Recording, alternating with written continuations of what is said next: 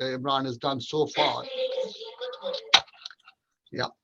Uh, so far, the 18 sessions which have done, experts have shared their own technique, the important points about practicalities, how to avoid complications, and how to make it safer for the patients. Today's session is actually a sum-up session. We've got a panel of experts who are going to talk about, help us to answer different questions. The questions have been formulated after discussions around with the experts as well as with lots of other recipients who have been listening to the series and have come up with the three.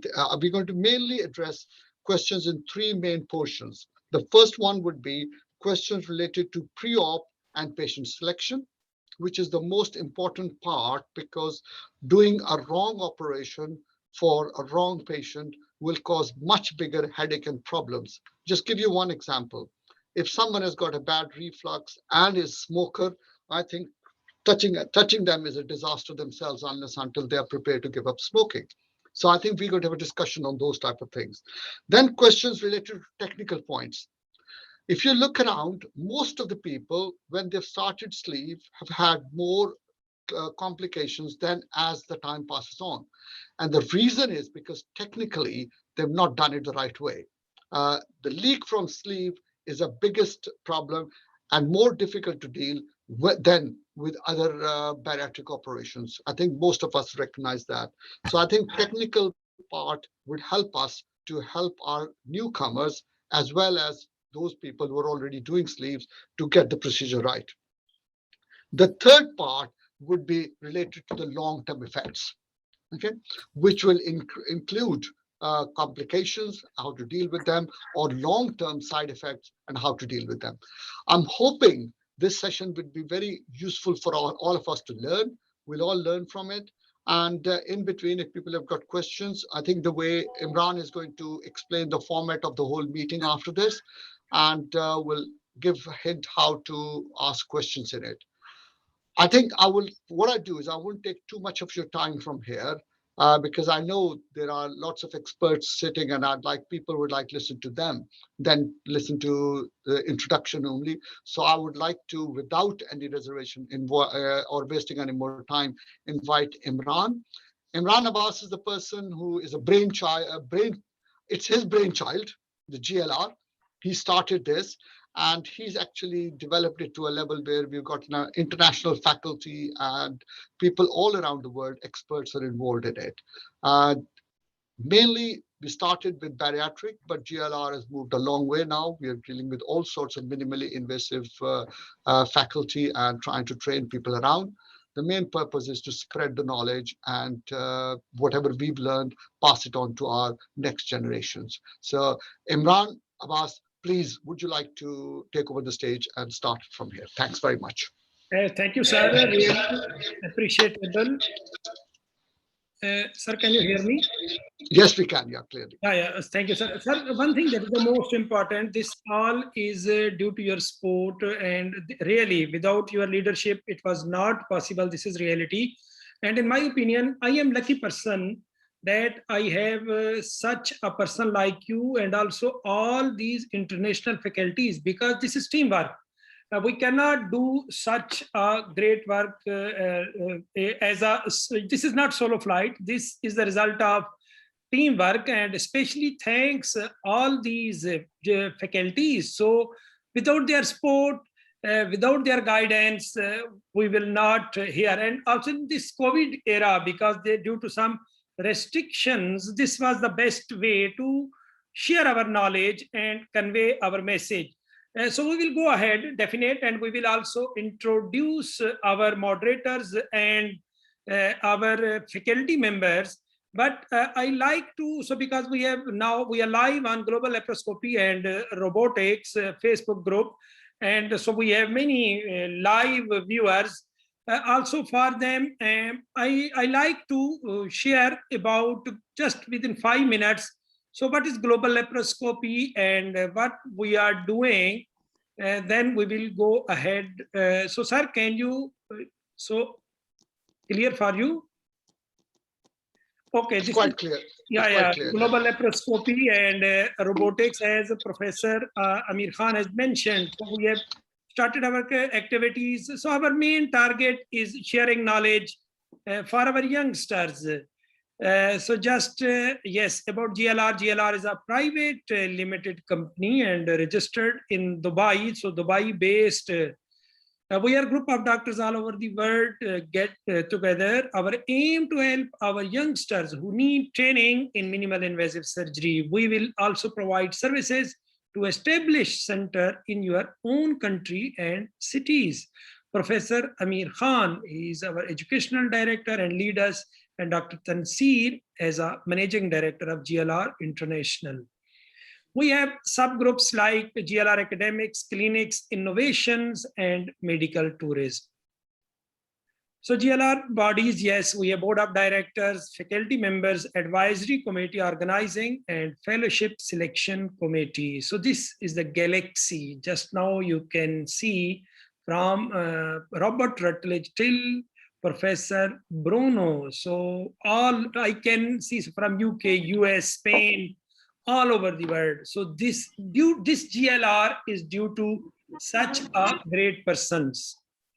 So our faculty members from UK, US, Spain, Italy, France, Germany, Taiwan, Japan, China, Russia, Portugal, India, Pakistan, Iran, Belgium, Austria, Iraq, Lebanon, Jordan, and UAE. So we have board of directors from China, Professor Wang, Aaron Tashkent, Alexander, as Professor Amjad Parvez, Ibrahim from South Africa, Professor Atif from Pakistan, and many of them you can see here from different countries, Tariel from Azerbaijan, and also Manana Gogol from Georgia, Professor Ramiz Mukhtar from Iraq, Professor Mohsin from Tanzania, as we have from Nairobi, Ghana, Guinea. So this is because our target is those countries where still they need minimal invasive surgery. Because if we see in Europe, so yes, they are going, and also in Middle East, so excellent job is doing.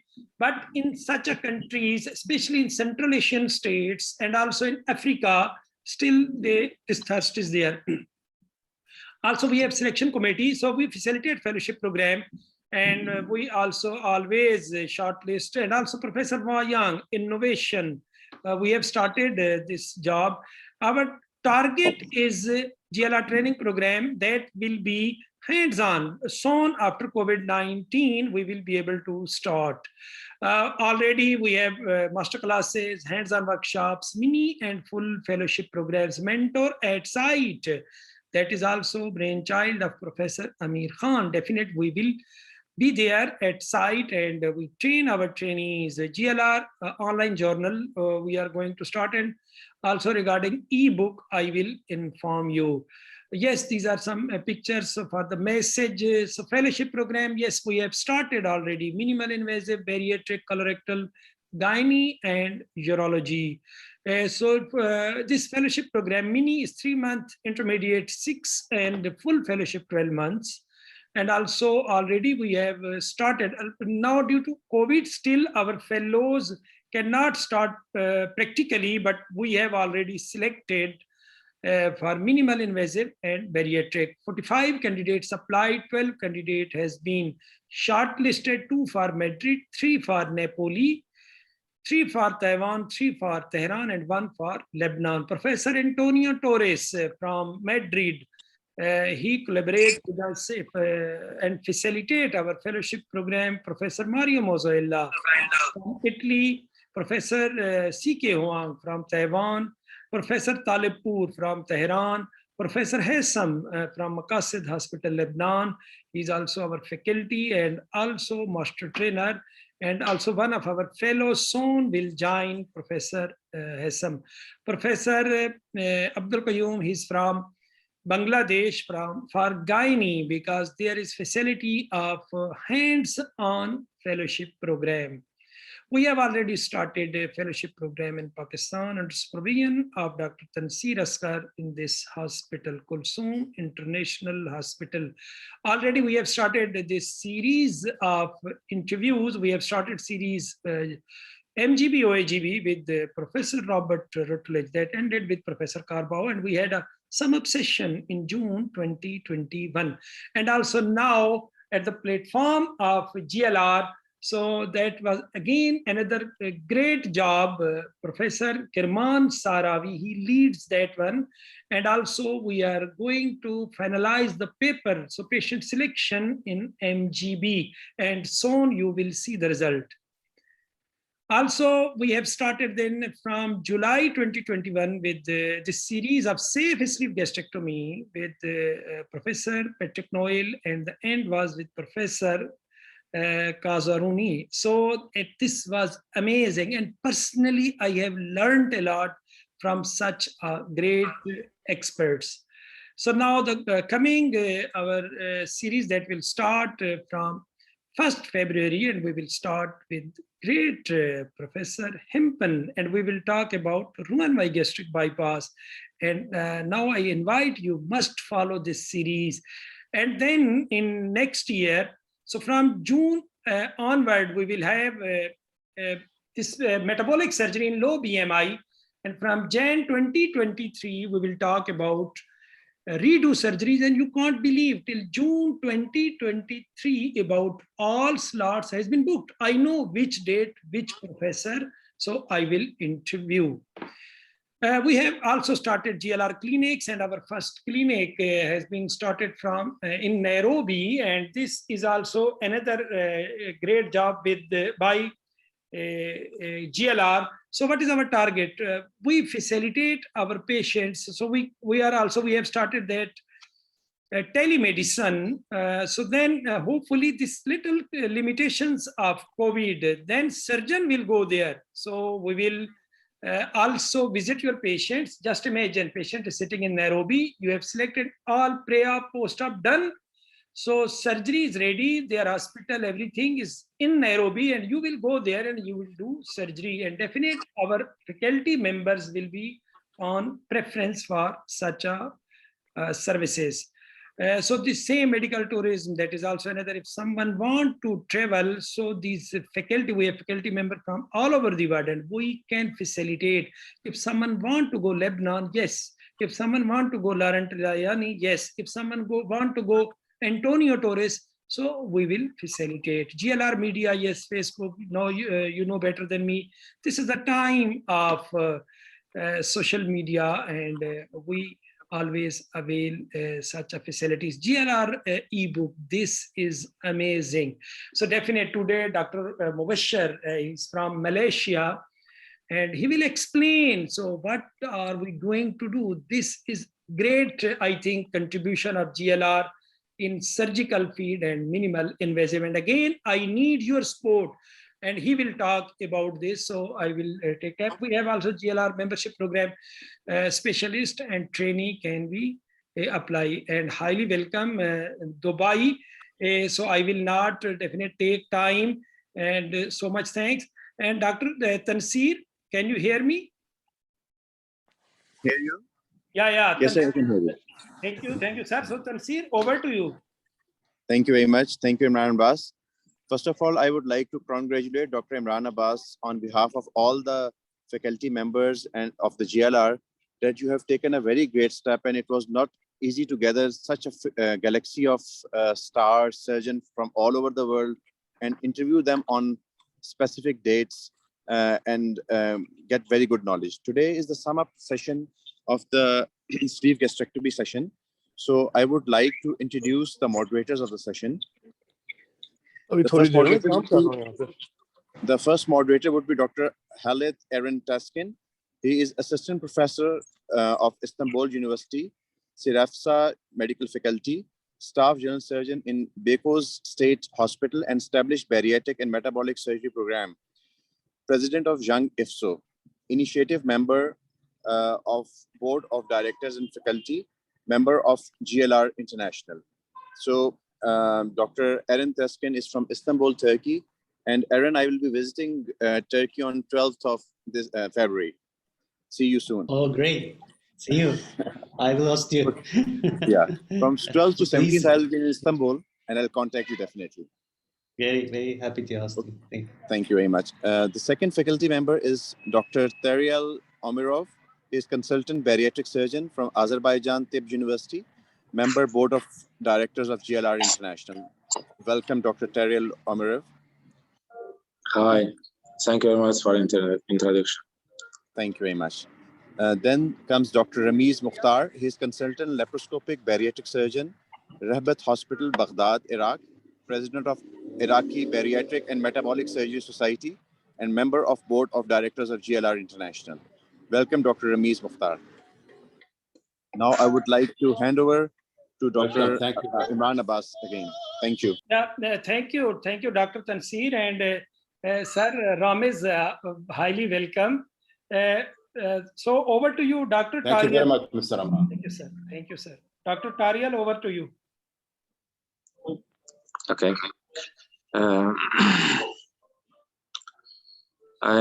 First of all, I greeting everybody and all of the participants. I would like to introduce first presenter, Professor Manana Gogol, Professor of Surgery, Georgia Eradication University, Tbilisi, Georgia, and Director, GLR Georgia Chapter, Consultant Laparoscopic Bariatric Surgeon, American Hospital, Georgia, member of Board of Directors of GLR International. Professor Manana Gogol. Thank you. It's a big honor for me to be part of this excellent and interesting event. Thank you. Thank you. Thank you very much.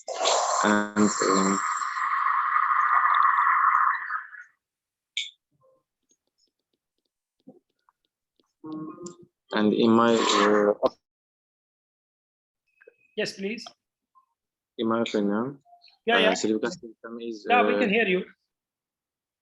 Okay, can you hear me? Yeah, we can hear you. Yes.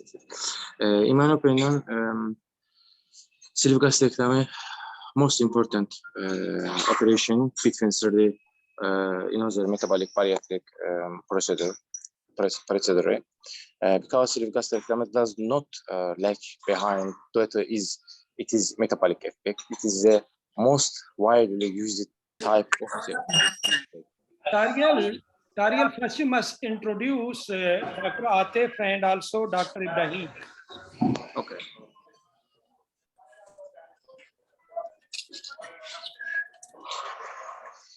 Yes.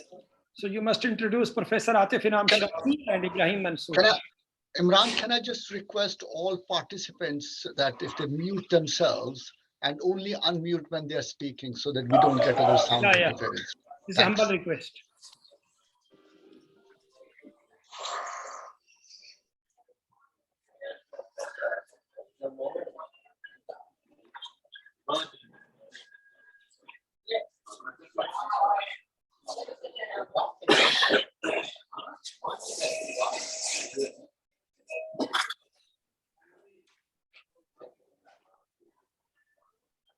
Maybe Imran, you can mute them from your side, Imran.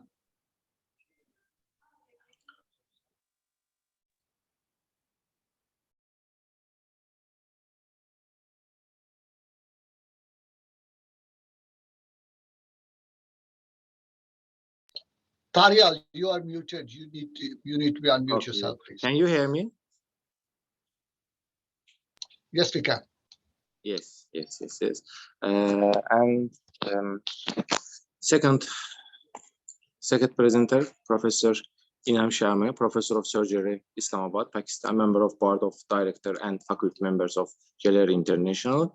And certain presenter, Professor Ibrahim Mansour, Consultant of Laparoscopic Surgery, Durban, South Africa, member of Board of Direction of GLR International. If possible, Professor Manana Gogol, please. Hello, once again. It's my honor to introduce here Professor Nathan Zundel, President ISO, Consultant Laparoscopic Metabolic and Bariatric Surgeon, Miami, USA. Hello, Professor. Hello.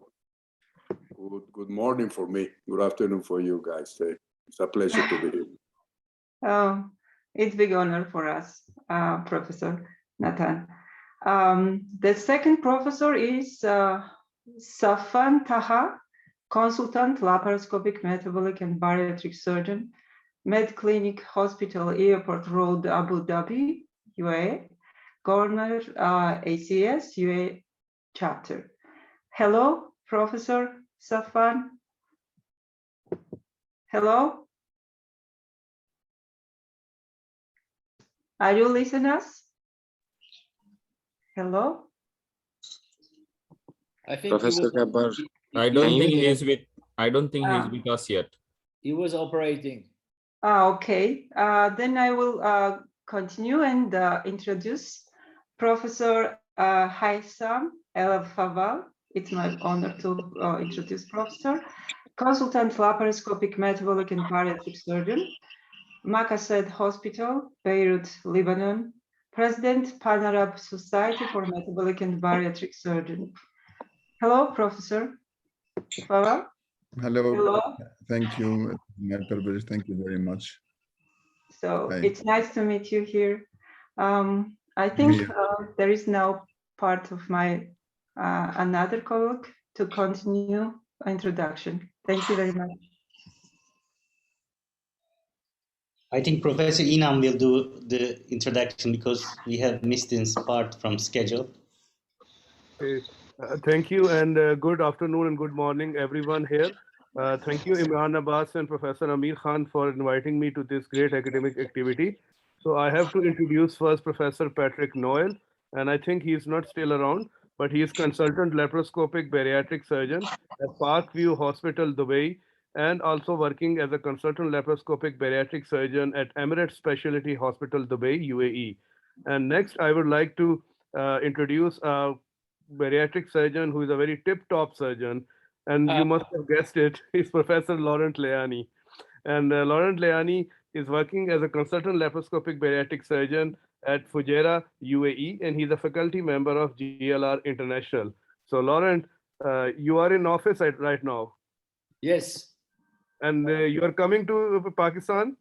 Inshallah, I'm just waiting for my visa and I will come. Yes. Yeah, you are more than welcome. We're looking forward to see you. Yeah, yes, me too. I never been to Pakistan. You will enjoy it. I spent a lot of time in India, but Pakistan is the other side. So we will have a lot of time to talk in Pakistan.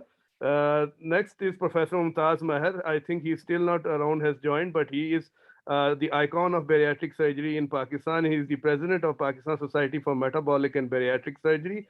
And I think my introduction part is being done. So next is over to, I think, Professor Netan Zundal. He's going to introduce. Thank you very much.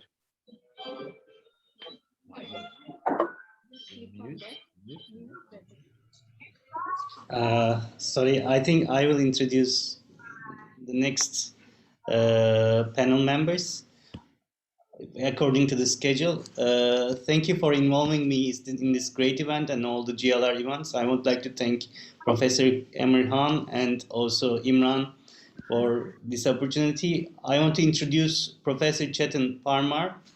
Chetan, he's a very good friend of mine, and he's a consultant laparoscopic bariatric surgeon and head of department at Whittington Hospital in London, and council and chair of British Obesity and Metabolic Surgery Society annual meeting, and in the member patients safety committee in BOMS, and member of executive committee of MGB OAGB group in IBC, and also one of the editors of Obesity Surgery, IBC newsletter, and International Journal of Surgery. And hello, Chetan, great to see you. Thank you very much for the kind introduction. Well, thank you very much for the invitation, Imran and team. It's a pleasure and honor to be here. Thank you. And our next expert is Professor Asim Shabir. He's a very well-known pioneer of bariatric and metabolic surgery.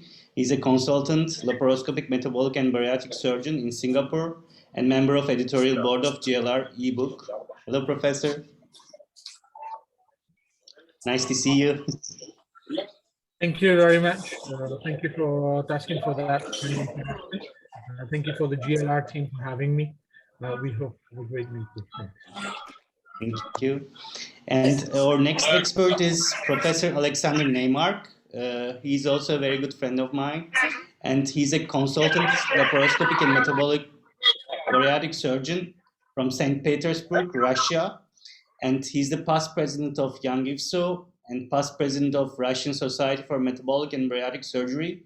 And he's one of the board members of GLR International. And he's also a very good friend of mine. Hello, Alexander, are you here? I think he's not connected yet, but I'm sure he will connect it. He will be connected in next minutes. Thank you very much.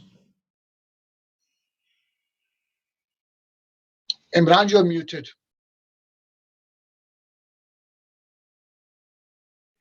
Ibrahim, are you live?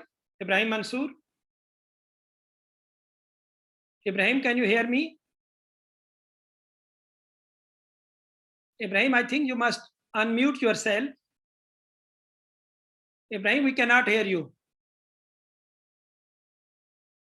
Ibrahim?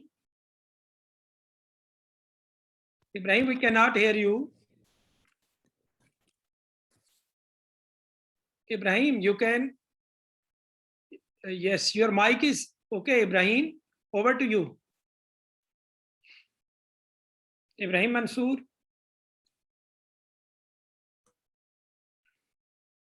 Sorry, Ibrahim. I think there is some technical issue from Ibrahim's side.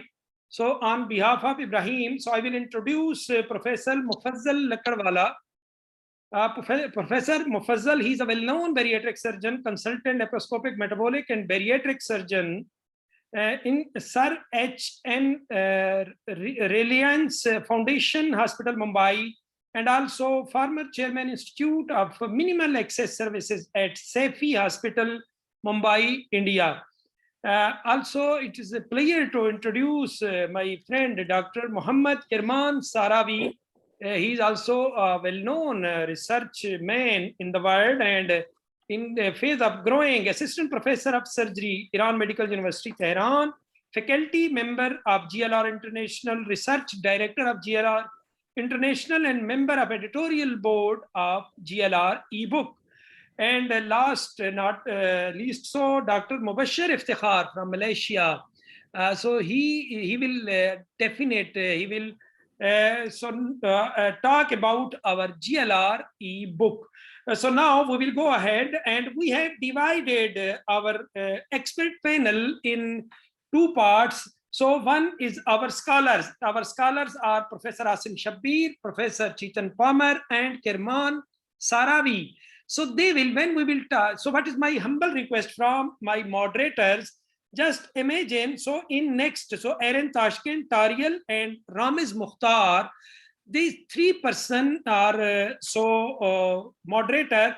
So my request, Aaron will start. So there are three questions. So Aaron will ask first question from all of this, our expert panel. So at the end, he will ask question from our scholars. So yes, he will ask from like this, Professor Zandal, then Professor Hassam, and go ahead. And then at the end, from our researchers, so what is their view about this one? So when he will ask first question. So then second, Tariel will ask second question from all of our expert panel, and at the end, our researchers. And then Professor Ramiz Mukhtar will ask third question from all of them. So Aaron Tashkent, over to you, sir. Thank you very much, sir. And I want to ask my first question about patient preparation. It's about an algorithm. I want to ask Professor Zundel this question. Do you practice an algorithm-based approach to preoperative endoscopy? And what are your thoughts on Helicobacter pylorus eradication? Hello, sir. Hello, guys. Did you ask if I have an algorithm to perform endoscopy before sleeve? Yeah, yes, and also do you algorithm for Helicobacter? I do endoscopy in all of them. That will be my algorithm. I don't see a reason not to do endoscopy in any patient. I do in all of them. Or I think I've been discussions everywhere and I don't even understand the discussion anymore. You're gonna do a bypass, you're gonna leave a stomach. You're gonna do a sleeve, you don't know if you have polyps, ulcer, cancer. It's not only reflux. Even that I think H. pylori is not that important for a sleeve. I don't do it for the H. pylori, I do it for many other reasons. I've seen papers that show you that you change treatment before surgery in close to 25% of the patient, you change the operation in like 5 to 6%. That is more than enough for me, you know, so I don't see a reason not to do it, except that here in the US it's very expensive, but most of the insurance will cover for it. So I will ask every member of this group, like I will ask any member of any group, what will you do if the patient is yourself or is your mother? You will want an endoscopy before surgery. So I don't see a reason not to do endoscopy in every patient before surgery. Thank you, sir. I think we have to do endoscopy to all of our patients. And I want to also ask Chetan what he thinks about Helicobacter's Pylorus eradication before surgery. Like, do we have to wait, and what the literature is saying about it? Because I think it's an awesome, important concept.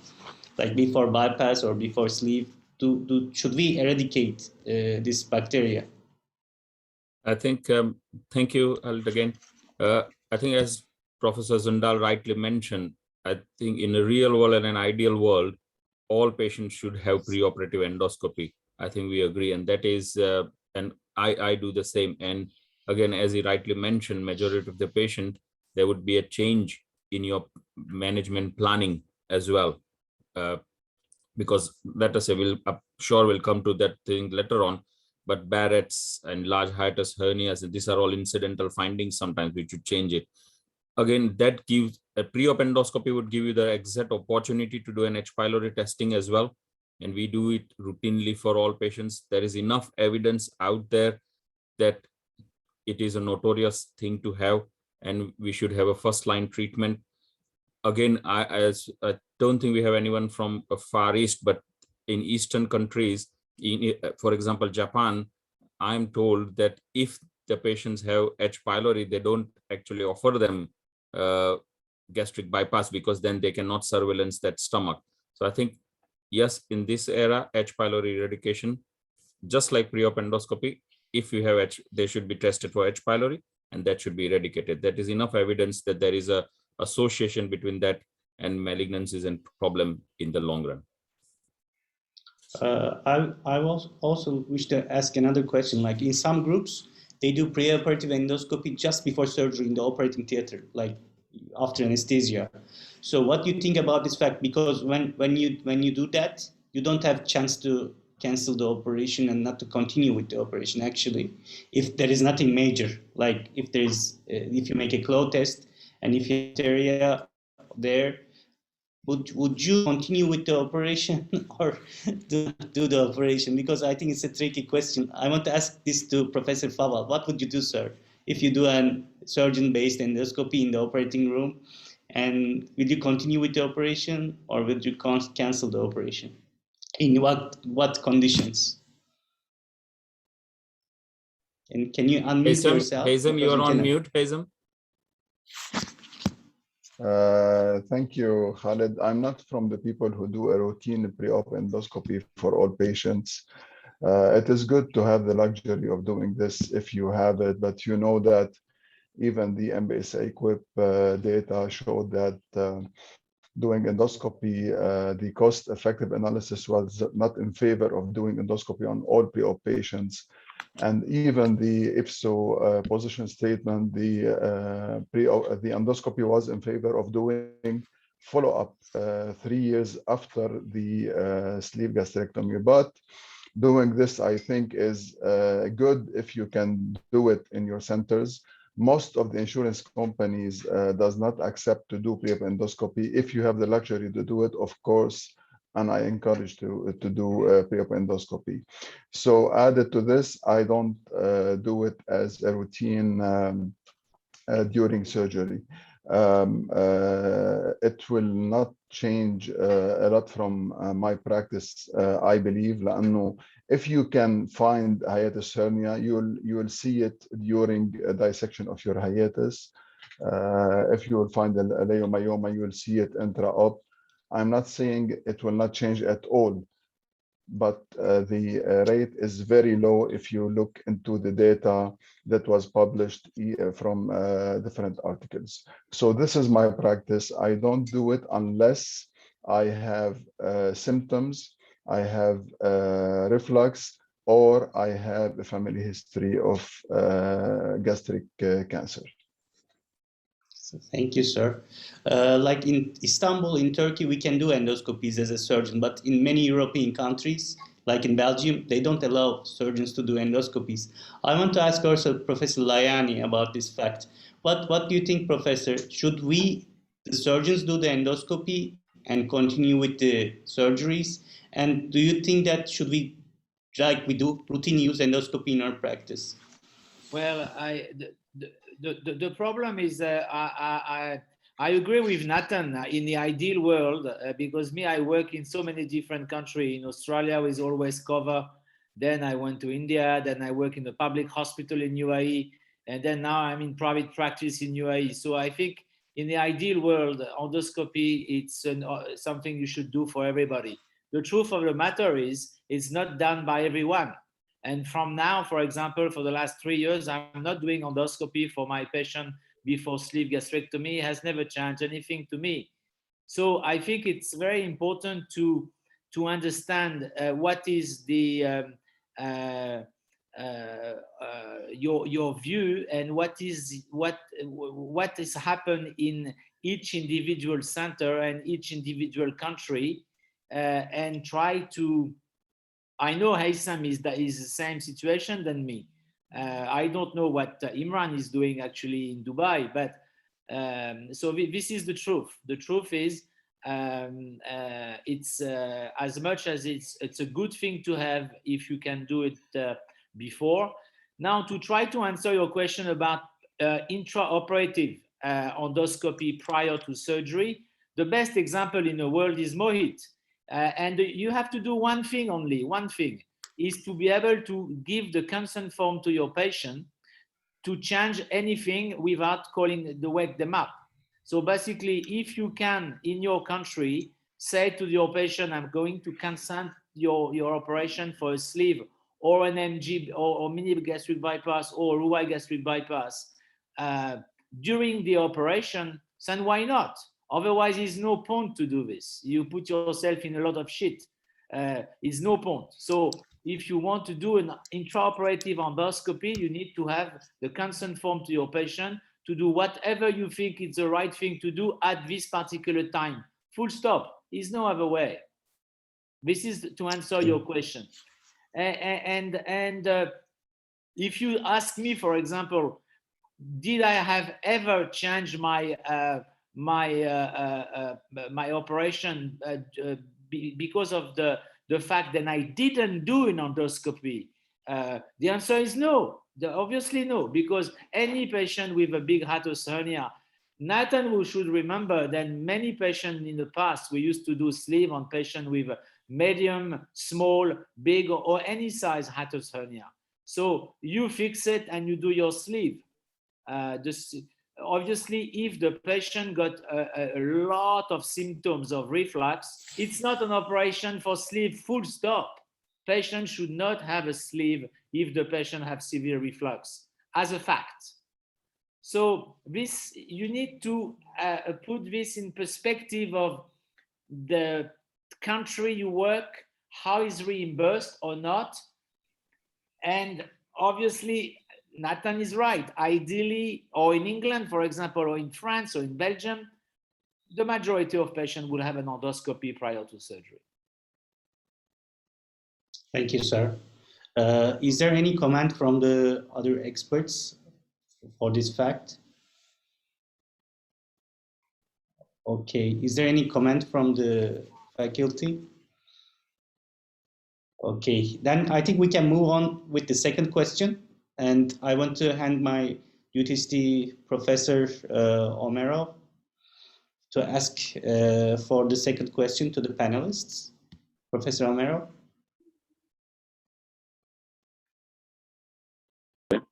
Can you ask the second question? Yes.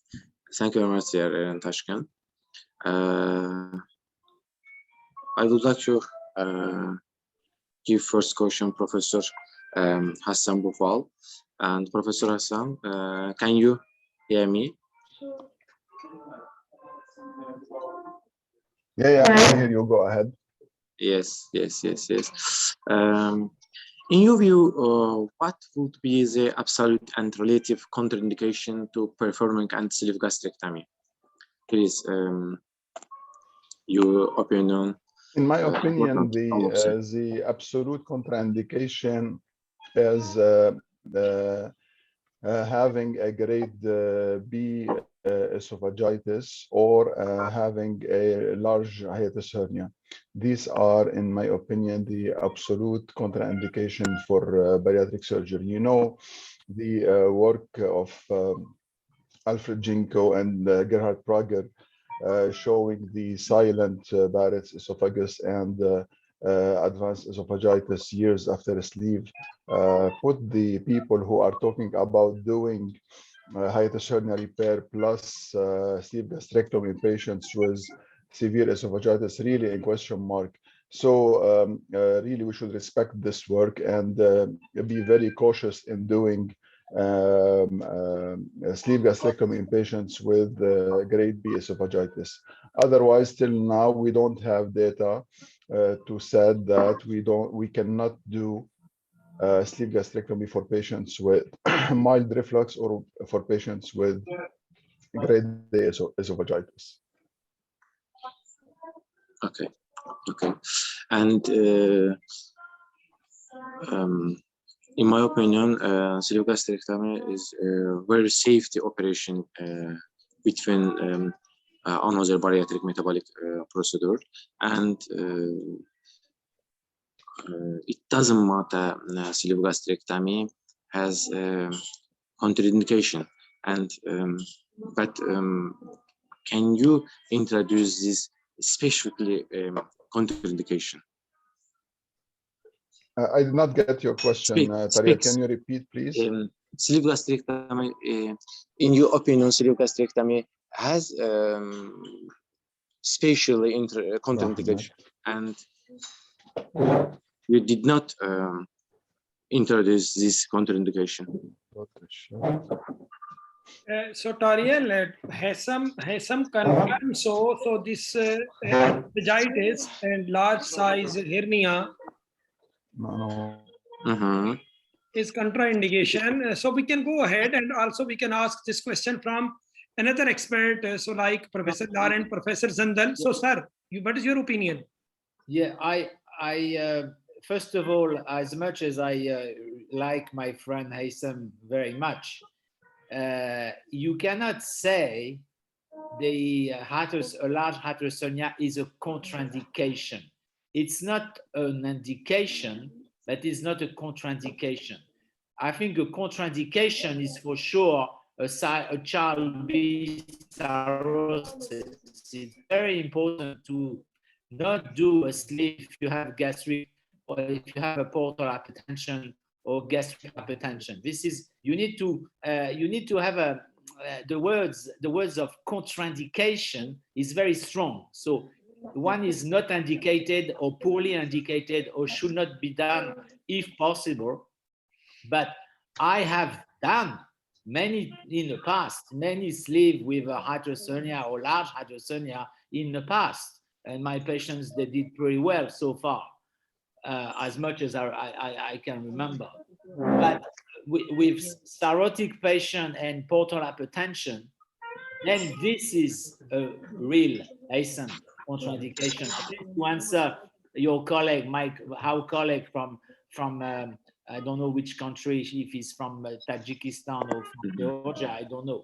So the contraindication is very important and strong term. Thank you very much, Professor. Yes, I agree with you, Laurent, in this regard.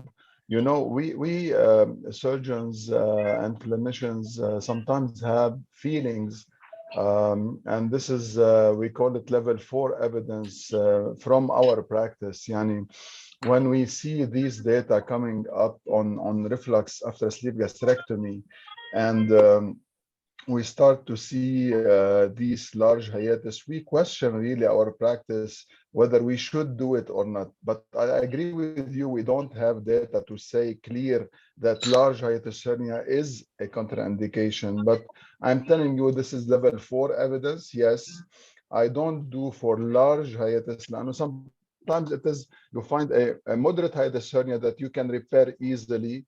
Okay, and sometimes you find a small hiatus hernia that you do it under tension.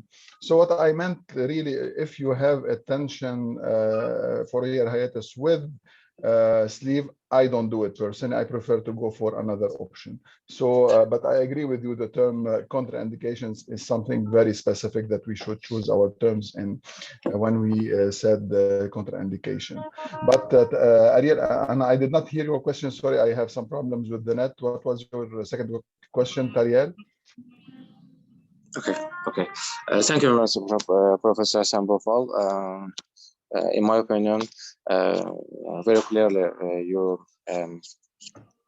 questions and your topic. Professor, thank you very much, Professor Sambofal. Professor Nathan Zundel, what do you think about it? I will. Thank you very much. It's so good to see so many good friends there.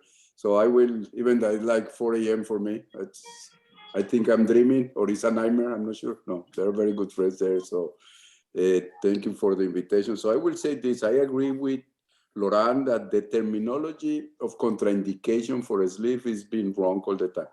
I think there is not really a single contraindication for the sleeve probably. But no indications, there are many. There are many no indications for our practice. For me, a hernia of more than 4 or 5 centimeters is a no indication. That I agree with Haysam. So I don't do it. But it's not a contraindication. I've seen people doing it. You can put a mesh if you want. You can close it with barb suture. So, but for me, it's no indication. Patient with Barrett, for me, is a no indication. Unless the patient is more than 70 years old, so Barrett, you can treat of some other form. For me, diabetes of less than 7 years is a no indication for the sleeve. Those patients, I rather do some of the procedures like a bypass that will help them better with the diabetes. But it's a contraindication? No, it's not. But for me, it's a no indication. If I can treat this patient for diabetes in those first 7 or 8 years, I'd rather do another procedure. Significant reflux. That has been demonstrated by impedance, pHimetry, all these studies. For me, it's a no indication for the sleeve. So that will be our no indication. Cirrhosis, as Laurent mentioned, cirrhosis is a very complicated issue because if this patient is gonna end in liver transplant, I don't want to do bypasses. But if they have a very bad portal hypertension, I have to agree with Laurent that you don't want to do a sleeve. So this is some of the most complicated patients to decide. If you have cirrhosis with no significant portal hypertension, I do sleeves. If you have patients with significant portal hypertension and cirrhosis, they're gonna do a transplant. We've been doing some other stuff that is not really related to surgery, because those patients, I don't want to do surgery before taking them to a transplant. That would be my no indications. Okay, thank you very much, Professor Nathan Zundel. Thanks to all the experts. Everything is clearly. Anyone want to add another? Ariel, so we can ask this question from Professor Asim Shabir or Chetan. They are scholars. So what is their opinion? Okay, Professor. Professor Asim. What do you think about it? Chetan, do you want to go first? Or Yeah. do you want me? Please, sir. Yeah, you can go first. I'll go next, Asim. Thank you very much. No scholars, probably a little bit more read, and that's all about it. So no, I don't feel that I'm a scholar. Do not call me one. I fall way beyond the band of a scholar. I do wish I would become one. Certainly. Anyhow, so I think hiatal hernia, in terms of contraindication, I would agree. Literature suggests it's a relative contraindication. There is a meta-analysis, I think, published by Kamal Mahavar and team as well, looking at hiatal hernia, published way back. Suggests small, yes, you can continue to repair. Where larger hernias, probably it's a little difficult because it becomes long-term outcomes are not so well known. Would I do any other contraindication? Sorry to interrupt, Asim. Sorry to interrupt, Asim. Is it only me who cannot hear, or is it somebody else who cannot hear as well? That is there was some, I think, connection issue. So, yes. Chitman, you can continue this. Yeah, cannot hear also. Yes, that's what. So, Asim, some connection issue. We couldn't hear much. Yes. Okay, can you hear now? Yeah, we can hear. Yes, okay. And somebody has to mute his thing because it's like a gling, gling, gling, gling all the time. Yeah. Okay, I think while Asim is sorting out his internet, well, again, I think thank you all. I think very valid point by Nathan and Lauren here and Hazem, as usual. The only evidence I can, on top of my head, remember is, you know, when you look at the IFSO consensus statement from 2016 on sleeve gastrectomy by Michelle Garnier and team, and I think 120 experts had looked at it. I remember that in that paper, the only consensus of 80% where people thought sleeve was a contraindicated was Barrett's. And I think then came hiatal hernia was way low at 23 or 25% or something. So I think it was only Barrett's where the sleeve experts, 120 experts in the IFSO consensus disagreed that people should be offered sleeve. I think Nathan is a co-author. Maybe he can remember that consensus statement. There's another Delphi consensus paper as well. Again, in that same thing, I think majority was, it was only Barrett's who people were concerned about, because as Nathan rightly mentioned, if there is a large hiatus hernia, but there are other indications like, say, a renal transplant patient or liver transplant patient, you can always repair that hiatal hernia and do the sleeve. So I think these are the two big papers I can remember. Thank you. Dr. Kirman Saravi, are you live? Muhammad is not live. Sir Asim, would you like to add anything? Because at that time, your sound was not clear. Okay, is it clear now? Yeah.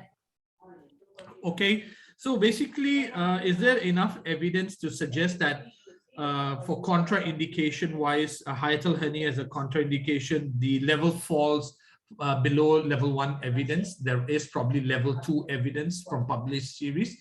Small hernias seem to be okay to repair, but larger hernias still remain a controversy. That's where the level of evidence resides.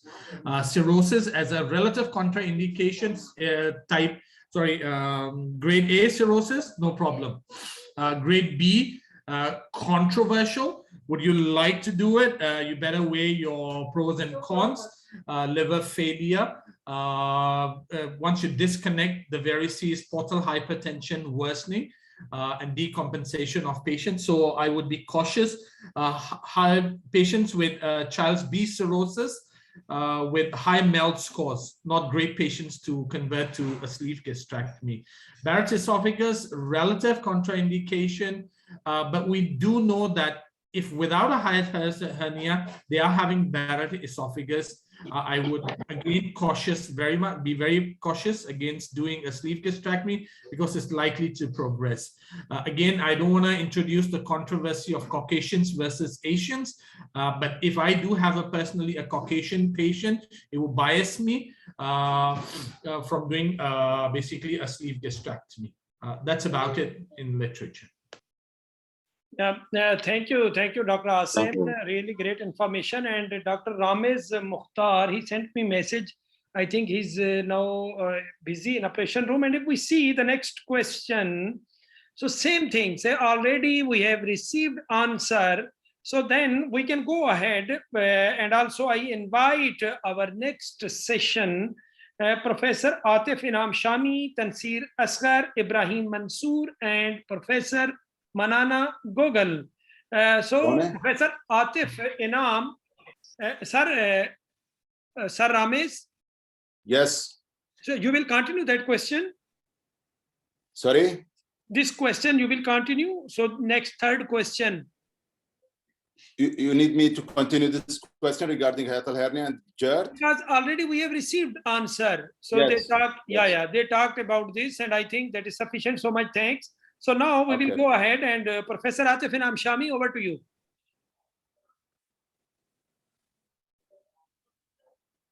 Atif, can you hear me?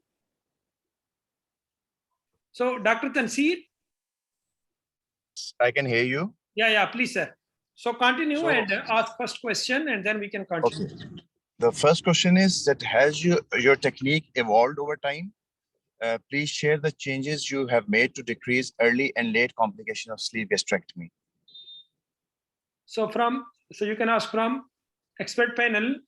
Yes. Kindly, anyone would like to have? So Laurent is always at front foot. So please, sir. Yeah, well, I think it will be impossible for any surgeon to say that his technique has not evolved. Means if any surgeon starting a new technique and has not evolved, he has a problem, or he doesn't do enough surgery. We all have evolved. We have involved with the technique. We have sort of I remember in 1999 when you go to see Michel Garnier in a meeting saying, what about doing sleeve first operation of the BPD, and you come back to Australia or somewhere and you start this alone, there's nobody around you, and you say, well, why not? Let's do a sleeve. I mean, obviously, it's not the same sleeve I used to do. And on top of this, we have a much better instrumentation. We have much better stapler. But if I can just go to a very important, where I think it has evolved in a way. For some reason, I have always thought it was a good thing to do a sleeve gastrectomy. I don't know why. As close as possible to the pylorus, and at least excise most of the stomach. And it was not basically what people used to do, have been done, and more people are coming to this. So evolution is, as far as I can see, is closer to the stomach than it used to be. I think it's a valid point to say. Most people will try to go closer to the stomach, so remove more than they used to be. Probably, to be honest, not as small than we used to do, because remember, some of the guys are a little bit younger, but we used to do very tight, super tight, and I think this was probably a mistake, and a lot of guys have learned the mistake. Not the middle-aged guy. The guys start, particularly I remember in India, they used to be super tight and was leading a lot of complication, unsatisfaction in a lifestyle. So not as small, not as big, but not as small.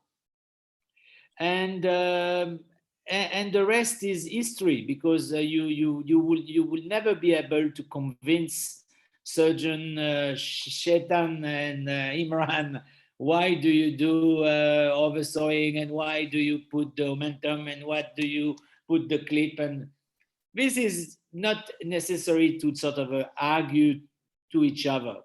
But I think the most important is, number one, smaller than we used to do, and not as tight than is been sort of seeing in the past.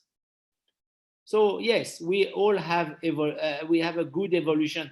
And to be honest with you, leak rate, it should be, I mean, I don't know if I'm going to make you go crazy.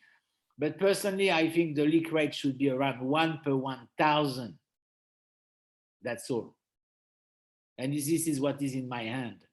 It's not 1 or 2%. No way. There's no way you can have 3 or 4%. Means 4 leak every 100 sleeve. It's a huge number. So in these days, we should have its leak is exceptional.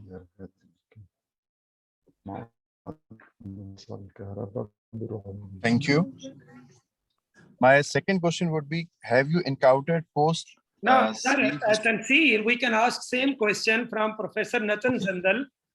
Professor Nathan Zandal, what is your opinion? So during this journey of bariatric surgery and also sleeve gastrectomy, definite you have changed your technique.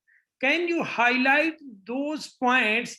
Now, definite you have standard technique. So we are interested because I know, because when I interview, it was amazing for me that you have highlighted, especially your Eradication and that, and now more than 10,000 you are sleeve gastrectomy and there is no leak. This was interesting for me. Please highlight that points. Well, to surprise of Laurent, I haven't changed my much technique because we've been having very good results, so I haven't changed it much. I will tell you what I changed. I changed how I close the hiatus, because now any hernia that is smaller than 1.5 centimeters, I don't close anymore. So as long as the angle of his is inside the abdomen and the hernia is lower than 1.5 centimeters, I don't close them anymore. And when I close the hernias, I just change to close them with the barbed sutures. That's the only change I did.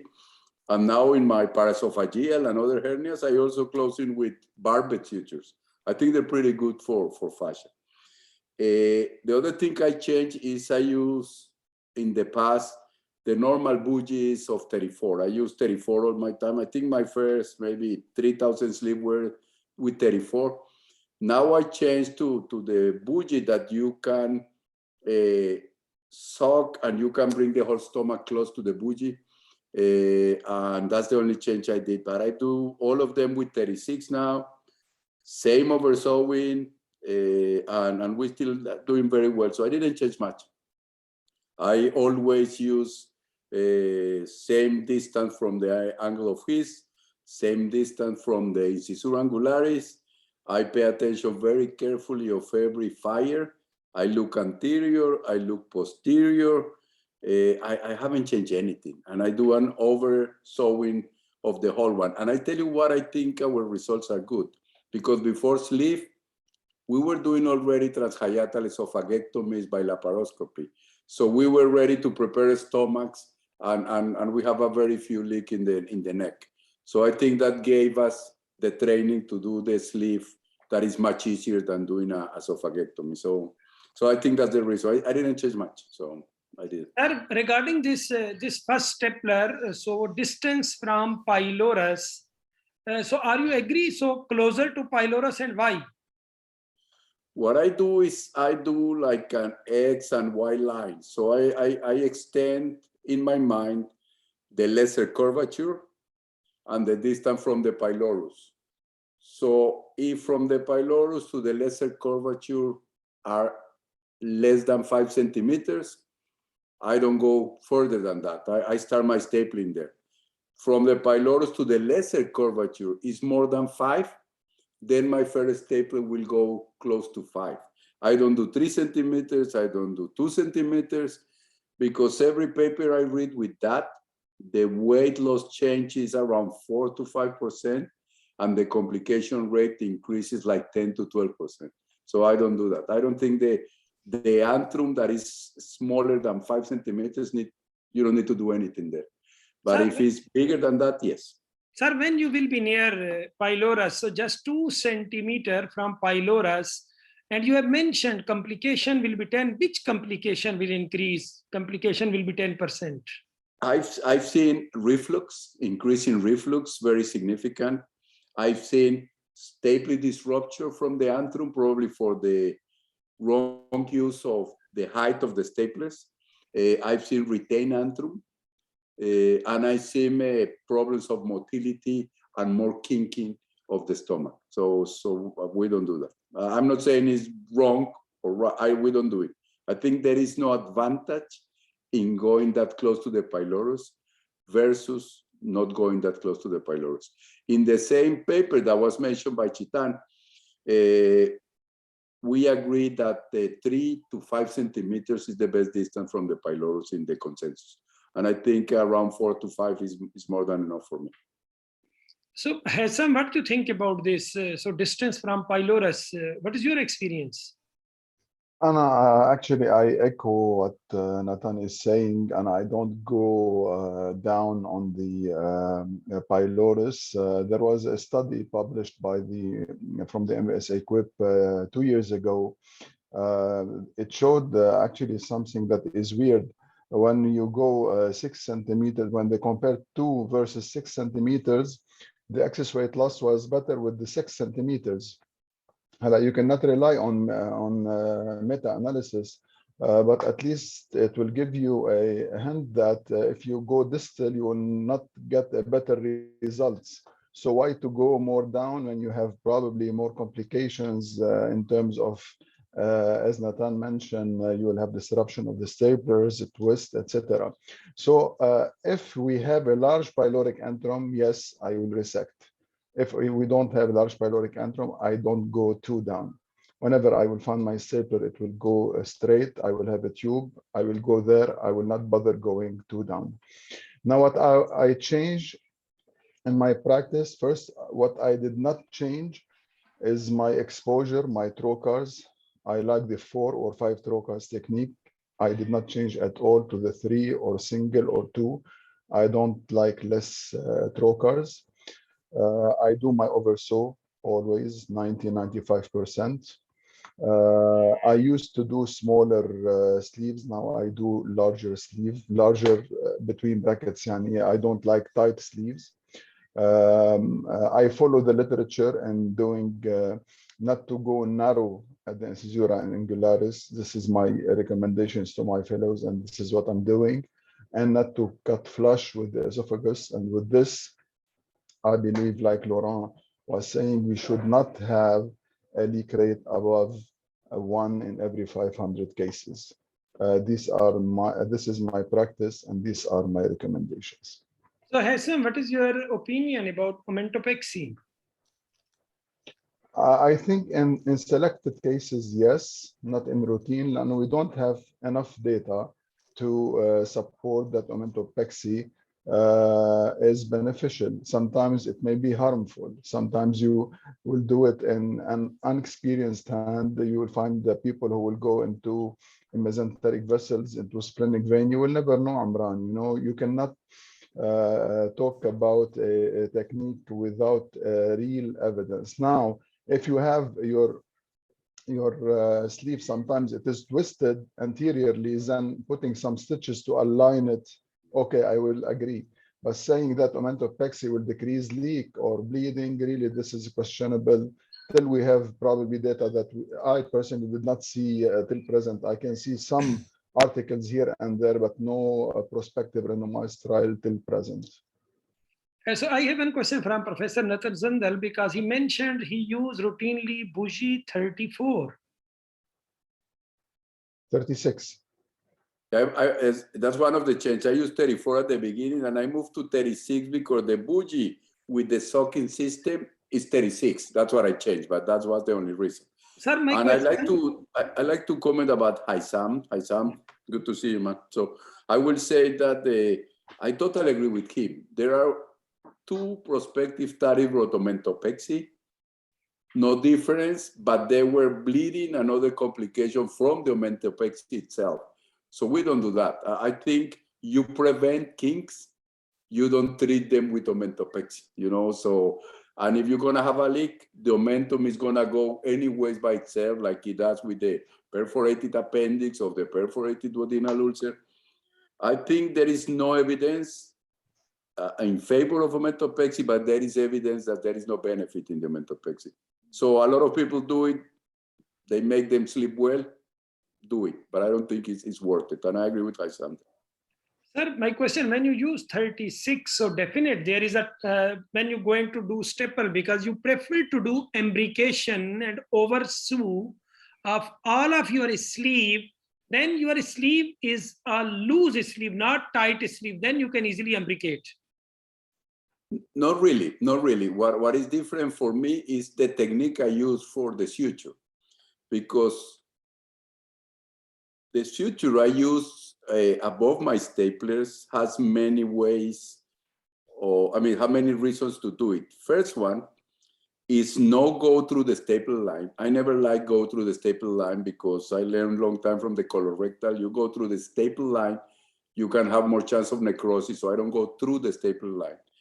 Then I don't bring big bites far away from the staple line, because then you're gonna have your staple line and then a space between your suture and the suture line. So that doesn't help for pressure or anything to help prevent bleeding or anything like that. So I go very close, very, very close to the staple line without going through the staple line.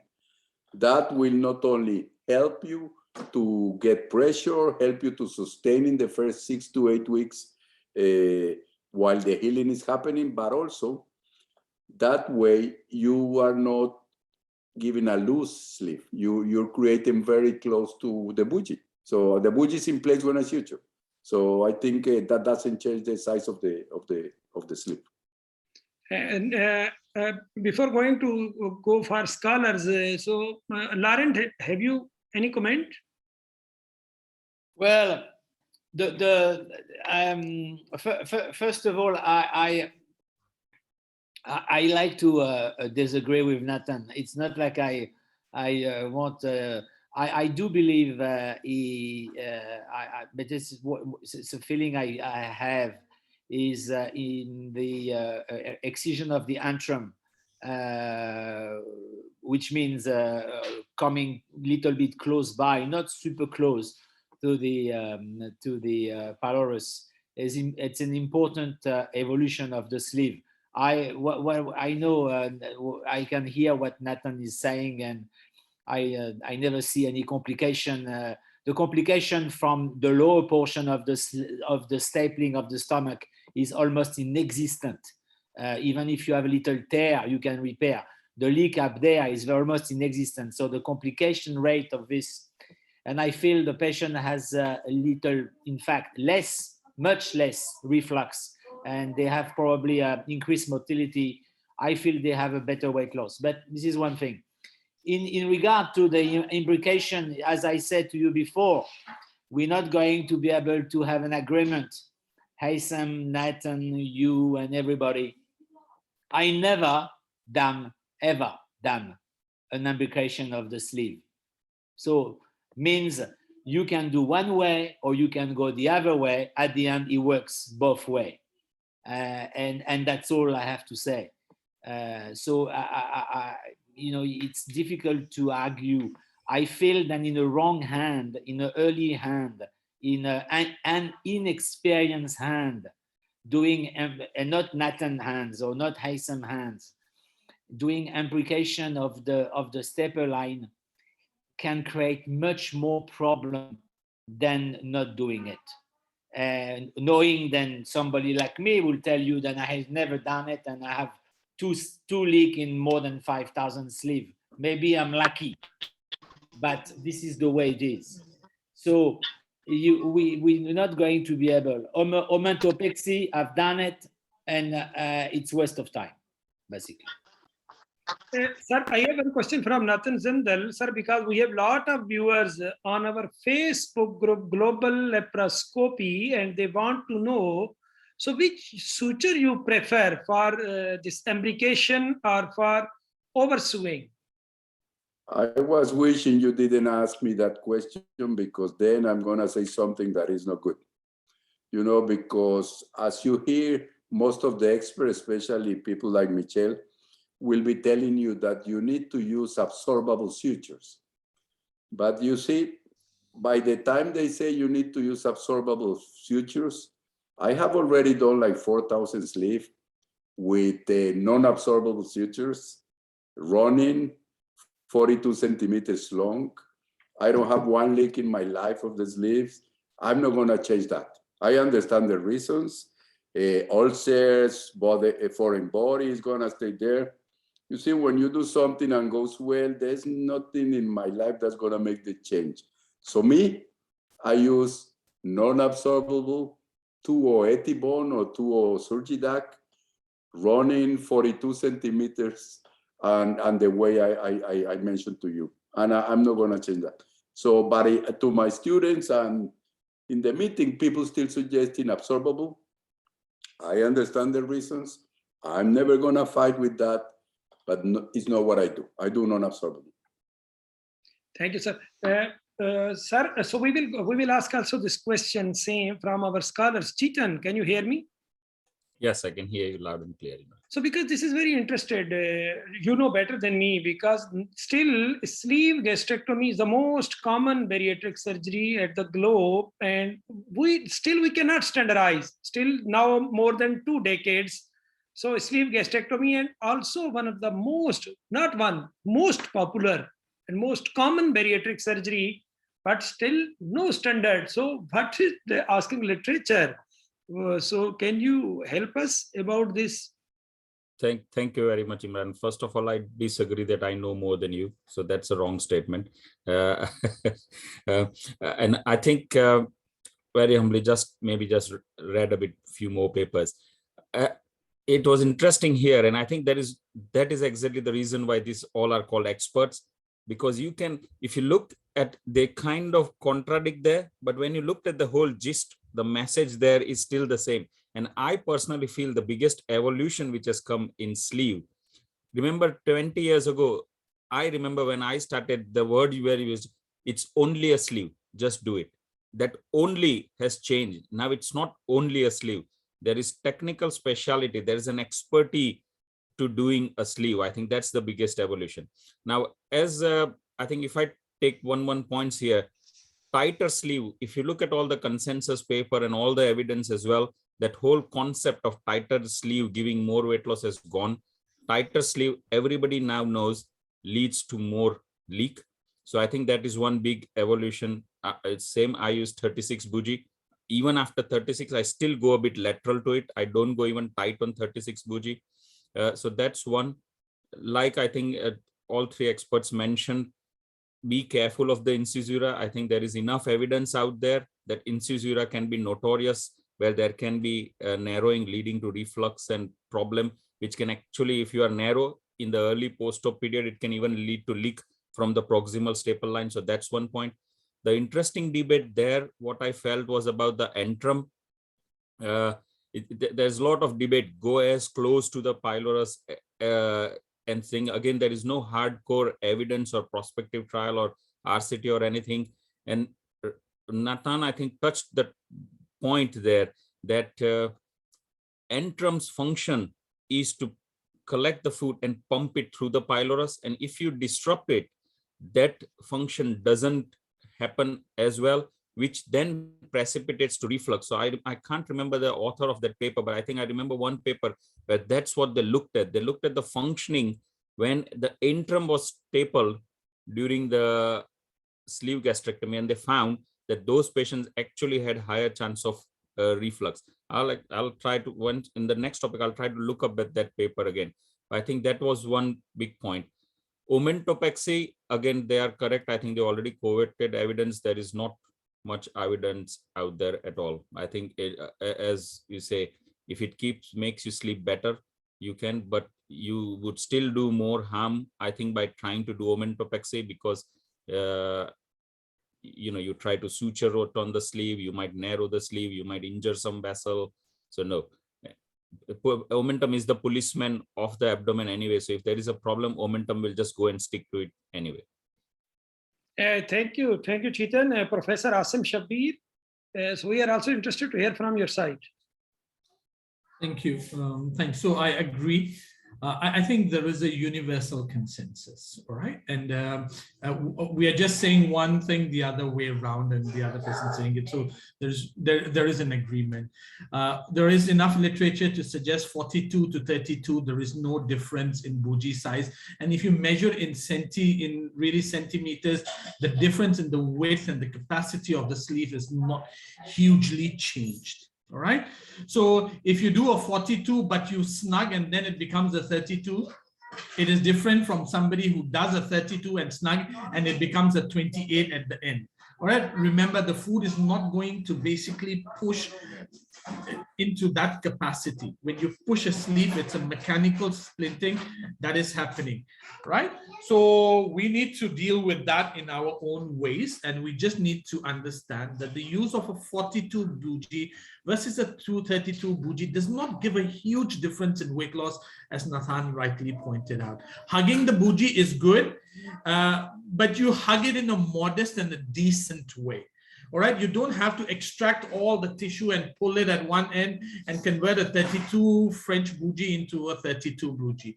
The downside of doing that is you actually create an hourglass between the esophagus and the remnant stomach, which creates an obstruction. That obstruction leads to an upstair dilatation of the compensatory dilatation of the esophagus in the future, and is responsible partly for the reflux symptoms that are observed.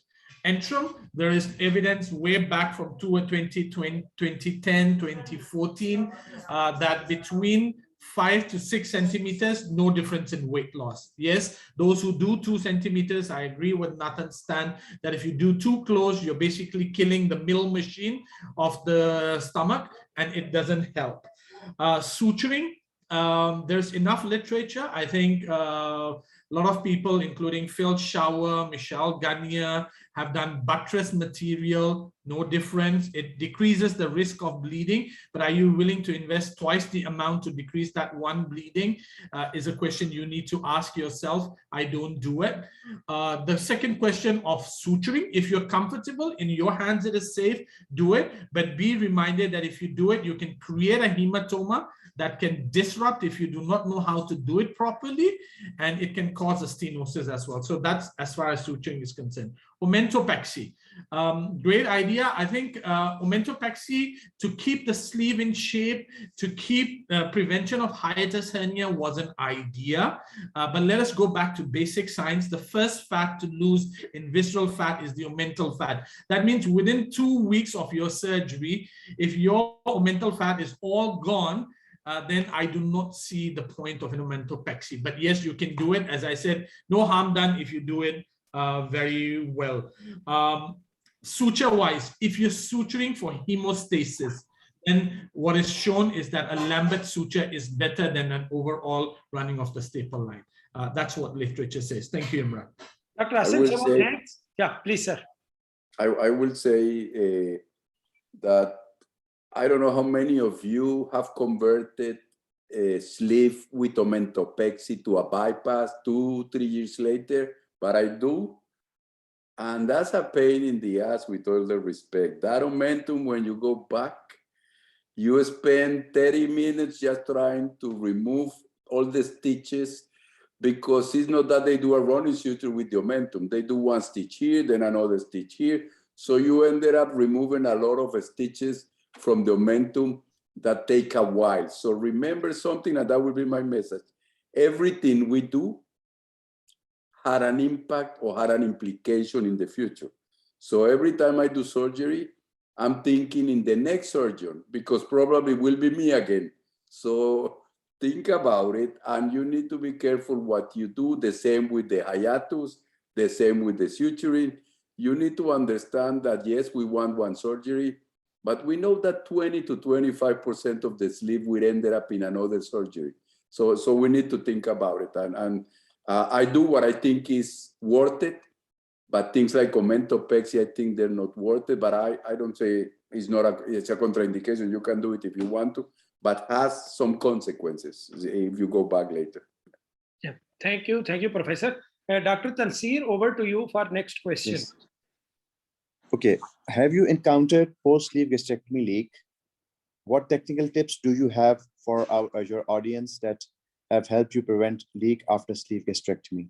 I would like to ask Dr. Hassan to put some light on it. The question is how to avoid leak? Yeah. Yes. Have you encountered post-op sleeve gastrectomy leaks? And what technical tips would you give to prevent leaks?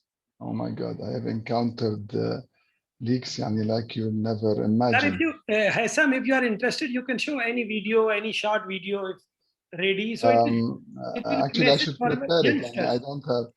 Yes, actually, you know, we've learned the bariatric surgery the hard way, where we don't have anyone to support. We encountered the first leak in country. We encountered we don't know what to have, whether we should do laparoscopy, whether we should give the TPN. So yes, I have a lot of leaks, but still not above the rate mentioned by my dear friend Laurent. It is around 1 per 100 initially when I started in 2004. And now it is less than 1 in 500 or 1 in 1000. And I cannot remember. My last leak was in 2015. And I have one recently, like 4 months ago. So from 6 years ago till now, I have one leak that happened like 4 months ago from a young lady coming from London, unfortunately. So yes, I have a lot of leaks. The key, I believe, I mentioned it in my previous intervention, which is number one, to have a good exposure. Sometimes, especially the youngsters, they want to do a minimally invasive technique, so they do 2-3 trocars, single port, etc. They want to do plastic surgery. They think that bariatric surgery is plastic surgery, so they want go for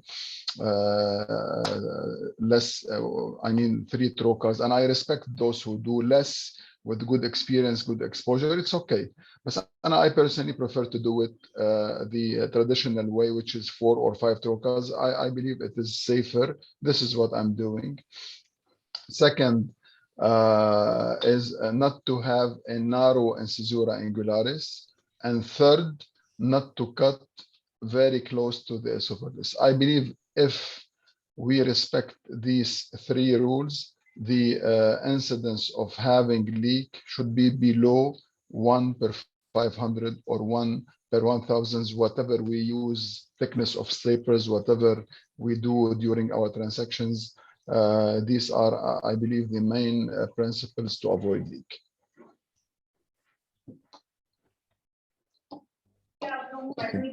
So you say that the bougie, we should not be so close to the bougie, and we should have a better exposure. Secondly, it should be standard 4 or 5 ports. Yeah. Because in a very big abdomen, it doesn't matter if the ports are 3, 2, or 4. The abdomen size is too big, so it is always safe to use the standard technique. Exactly. The problem one more thing I want to ask is to have a really exposed stomach during your transaction. If you're operating with 2 hands, and especially sometimes at the level of the fundus up, you need another hand to expose the fundus clearly to you. Agreed. Not to put your stapler over a folded stomach. You need to see, you need someone to hold up the liver up, or something to hold the liver up to you, to see clearly where you are, to cut what you see and to see what you're cutting. So these are very important things to respect during your sleeve gastrectomy, even if you've done thousands of sleeve gastrectomy. Things you should respect to get the better outcome. What is your point of view, Aaron? Is Aaron Taskin here? Hello, sorry. Yeah, I think to prevent leaks, first of all, I join the statement that we have to be not doing narrow sleeves. As a young surgeon, also I have seen in my faculty that some of the older surgeons were doing very narrow sleeves. But now I prefer to do sleeves not more than with 40 French bougie actually. And for the leaks, I prefer to do an endoscopic intervention if I have a leak. Like I think I have done more than 800 sleeves, and I have one leak. And at the beginning, when I have just started, and it was a minimal leak, and I could heal it with a stent actually. But the best part of doing a sleeve is, like I heard actually from Dr. Dilemans, is that sleeve is more ordeal operation than the bypass, because it's a low pressure operation, because it's a high pressure operation. You increase the pressure inside the tube, and there is no way that you can decrease it by any ways. And when we have complex leaks coming to our faculty also, we prefer to put a tube inside and feed the patient if it's a serious leak and decrease the pressure inside the tube. I think it's irreversible operation, and we have to be very careful. And it's a good idea to check the back always when you're doing the first cut, because I see many people that they're not checking the tube or the back of the stomach when they're doing the cuts, and they go very close at the back and they make a distorted line. So when at the end, I always check my specimens, and when I see that you can see how you do when you're checking your specimens or the tube, how your staples lines are, and you can see that if you make a good sleeve, that they're online with each other. There are no zigzags or there are no extra staple lines. And if they are very uniform, I think that's why you do a good job. Another thing, that when you're doing a sleeve, I think when you're going to the very tip, to the gastroesophageal junction, I usually keep away like about 1.5 centimeters, and I put a little bit of inclination to my stapler, and I don't do a spike. I do it a little bit rounder. And I saw from many experts here, I think maybe they do the same thing, that doing it a little bit rounder, not leaving fundus, but leaving a little bit of tissue there, I think is a good idea to prevent also leaks from there and keeping it well nourished. So not disturbing the blood flow to that region. Thank you. That's all I want to say about it. That's really great. It is important to stay 1 to 1.5 centimeter away at that point to compromise the blood supply. Now I would like to request Dr. Asim Shabir to put some light on it. So you can see we are up at incisura, correct? Yeah. All right. So when you analyze the stomach itself, and when you construct a sleeve, depending upon how wide and what the shape of the stomach is, although we draw the shape of the stomach the same way, but the incisura, depending upon the length of the antrum, depending upon the height from the GE junction to the incisura and the width, makes a difference. And that basically results in a different form of sleeve that you create. And that's why people have an L-shaped sleeve, an S-shaped sleeve, and twisted sleeve and all that. But if you talk about incisura itself, if you have a gentle curve well away from the blood vessels, which are marking the crowfoot, then I think you are generally safe. There are those people who would not cut the antrum, but will cut straight in the line of the bougie all the way up to angle of his, and they would not have a problem with the incisura.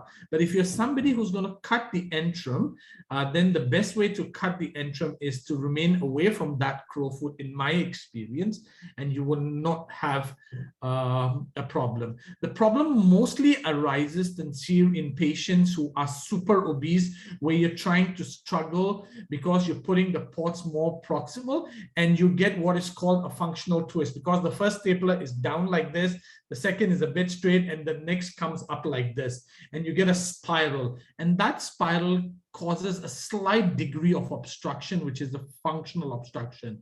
So for people who like to fix their sleeves with sutures to the retroperitoneum, this causes a little bit of issue. If you're not a guy who fixes it, then there is no problem. But if you try to fix it, then you will cause an obstruction. So be careful with these. And I think what the literature suggests is stay away, protect the incisura, depending upon how you're dealing with the entrum. So that's about it. Thank you.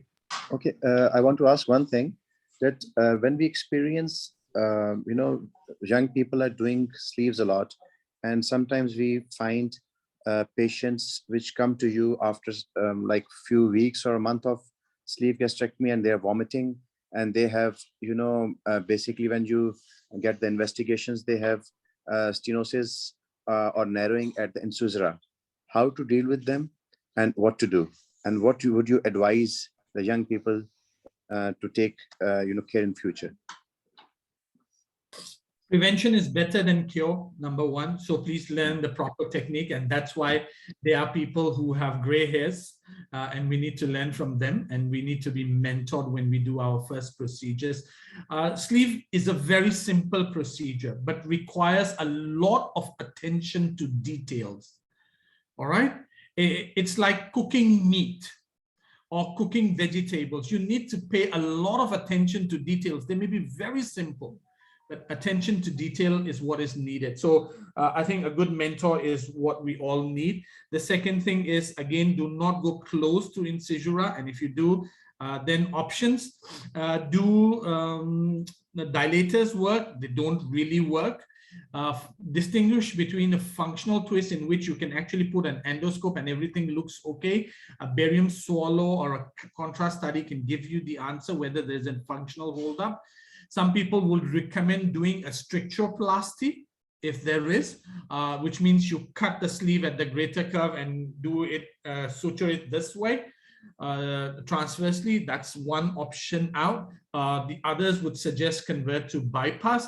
It depends on your expertise, what you have. Will a stent do? A stent may help with a functional obstruction, but will not help with a stenosis that arises due to poor surgical technique.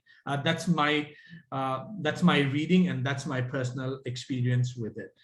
You can ask the rest of the experts and see. Thank you. Okay, thank you very much.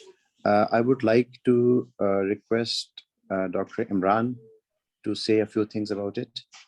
Thank you. The narrowing at the narrowing at the incision. Tansir, so much thanks. And so I want to show some slides. Can you see my slide or no? Not now. Not now. So just I will share because we have a lot of youngsters Yes, here. we can see. We can see minute. now. Just a minute, sir. I will show you this one. This one. So now you can see. Yes, definitely. Yeah. So because for my youngsters, so this is youngsters because all our experts and mentors are here. So for youngsters, so when you are doing a sleeve gastrectomy, sleeve is yes simple, but technical. So if you are going to do a sleeve gastrectomy, please. So if you will respect the tissue, so tissue will respect you. This is overall message for a sleeve gastrectomy. So now just schematic view, you can see if you are going to do after gastrolysis. So I will show you something because I will go ahead. This I want to highlight here. That is the most important in my opinion. If you're going to do so, these three angles are very important. So this incisura angularis, very important as mentioned by our mentors. So stricture here, because if we are, so why leak? So the chance of leak, yes, ischemic, we know, but due to high pressure.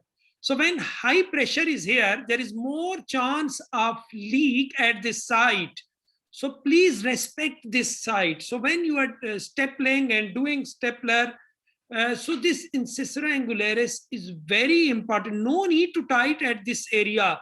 It will relax, and also your this stapling and bougie from bougie must be relaxed. So this is very important. And also yes, this angle of his, when you are here, so this is very important because you must be just lateral to that fat pad. This is my experience. So about 1.5 centimeter from each junction. So no need to, because if there will be more fundus here, there is more chance of reflux. So yes, your distance must be this, but these are the things that are important, as Professor Asim has mentioned. So when there will be twist, this is functional obstruction. Again, there will be issue. Again, there will be high pressure, and there more chance, because this area, EG junction, this area, there is more chance of ischemia, and then more chance of bleeding.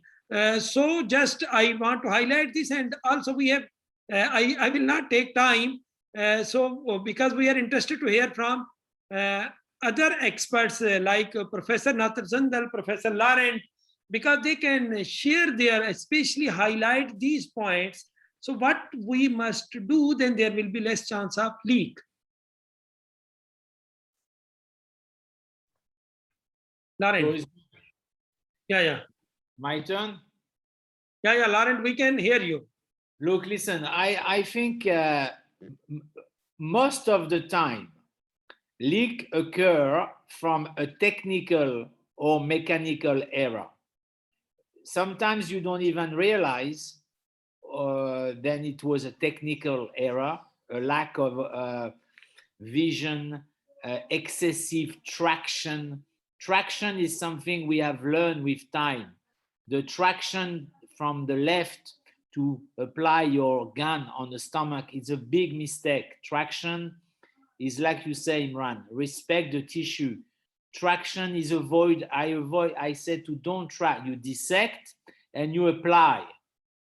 Traction is one of the biggest cause of leak because it's an uneven stapling from the front to the back. You track the stomach and then you basically don't realize then you are bringing the front and the back not exactly in the same plan and you create an indentation. So most of the time it's related to a technical, can happen, or mechanical, mean gun failure, issue with the instrumentation. This is number one. And number two, in regard, because you obviously managing leak, it's a huge topic. But one thing it's very important because one of the younger surgeons, he says, done 800, he had one leak. Number one, you need to control the sepsis. Never hesitate to re-laparoscope your patient. Number one, control the sepsis. It's a bit like a lap chole. The patient is not right, it's not right. Do you know what I mean? Don't try to avoid to blind your eyes and think it's a leak. It can happen to anyone. I believe is number one, controlling the sepsis. If you re-laparoscope your patient, always think about nutrition. So means don't hesitate to do a feeding jejunostomy as a line of management. Don't hesitate. If you don't know how to do laparoscopic feeding jejunostomy, obviously you have a little problem. But it is important to think about the nutrition because long-term, the patient is not going to heal very quickly. It's not going to happen. Even in your best wish, you have a leak, patient is going to be with you for many weeks. So you need to think about the nutrition and the cost. Remember, Imran, here in UAE, the cost of TPN is going to go hell. Yeah. So if you re-laparoscope your patient, you see shit everywhere, you drain, and you do a feeding jejunostomy. After you can think you are in a safe space, then obviously in these days, and I'm not going to give you a tutorial on managing sleep, but if you already done this, you save your patient. Nothing is going to happen. Then you can obviously look at what we have learned in terms of managing the whole and where we are up to now. Right now, I have to say pigtail insertion is the way to go.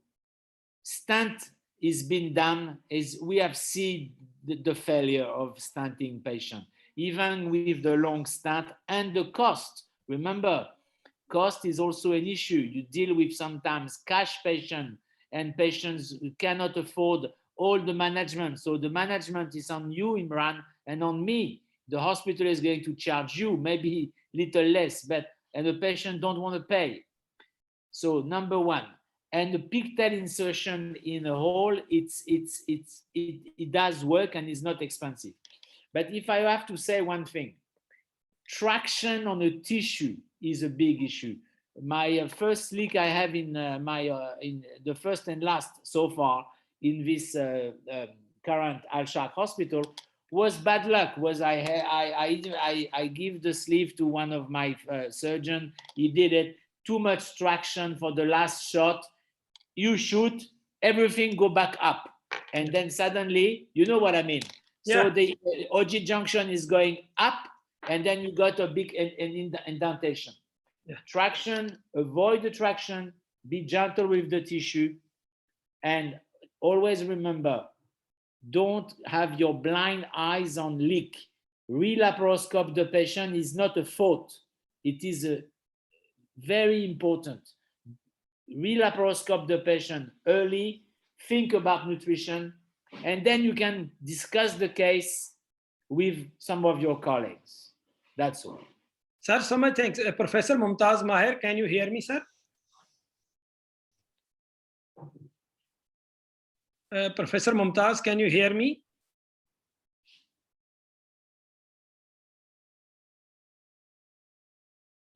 Sir, if possible, please join Zoom link. Then we are discussing about how can we prevent leak.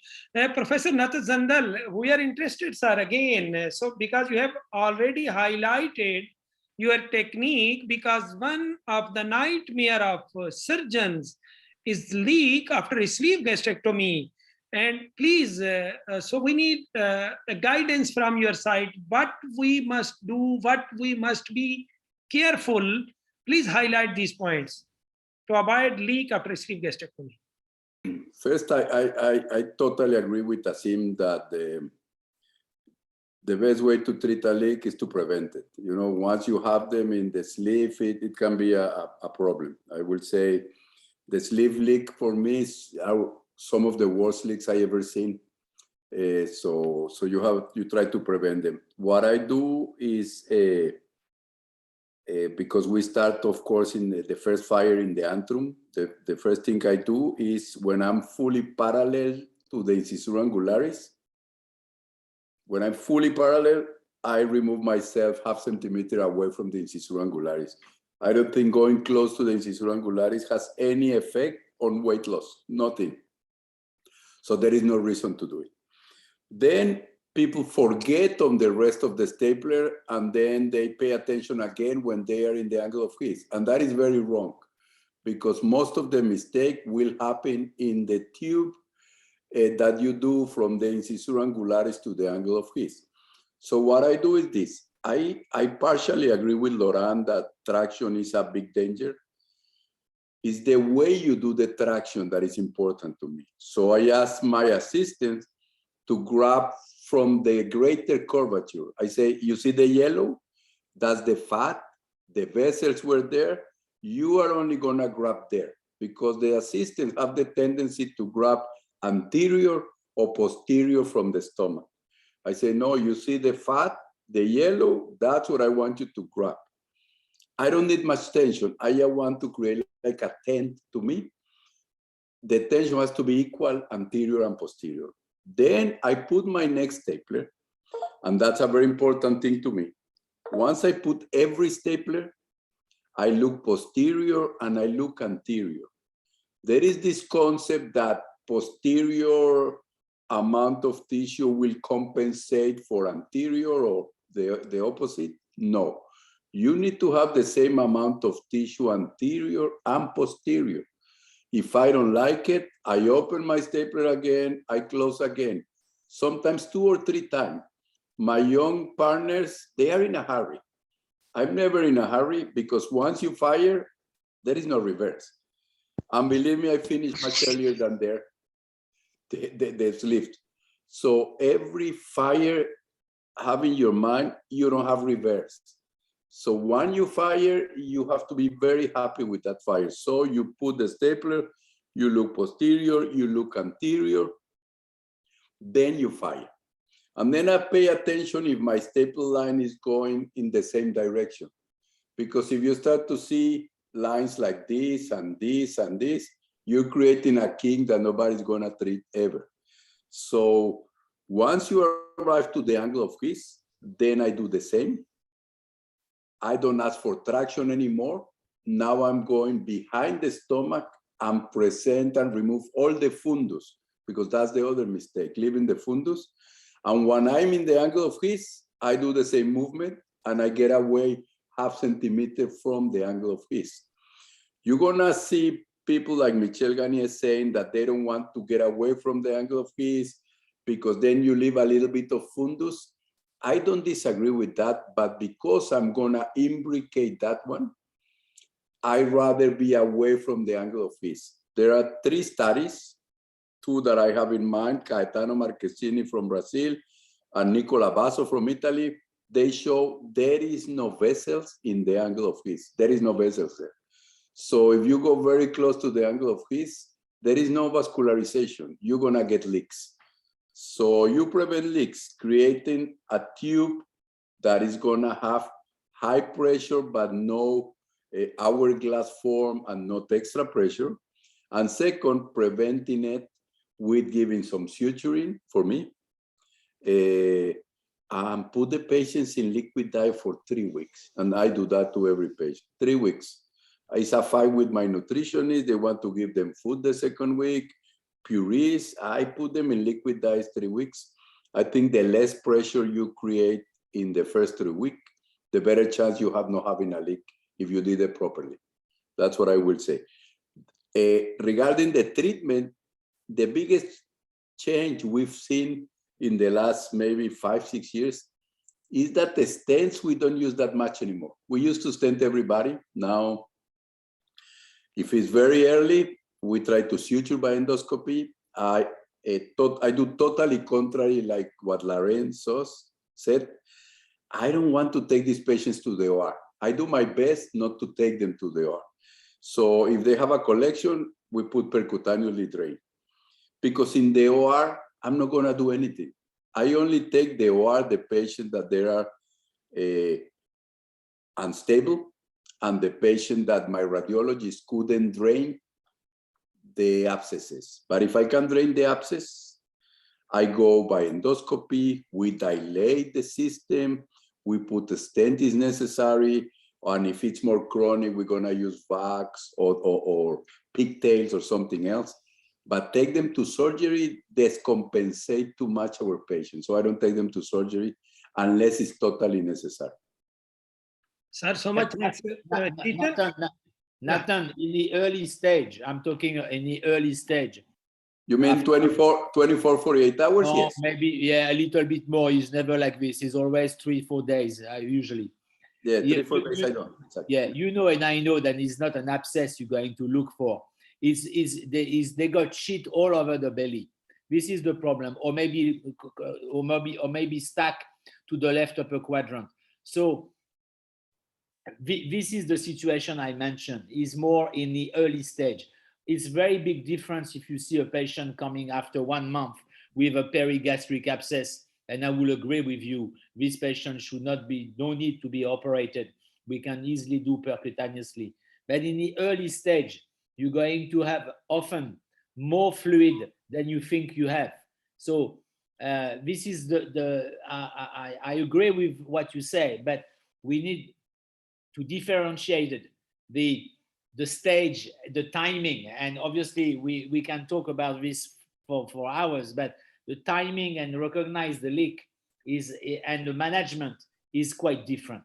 Yeah, I haven't seen patient before 3 weeks or 4 weeks with leaks, you know, because usually it's not our patients. We get patients from other places. But so I don't disagree.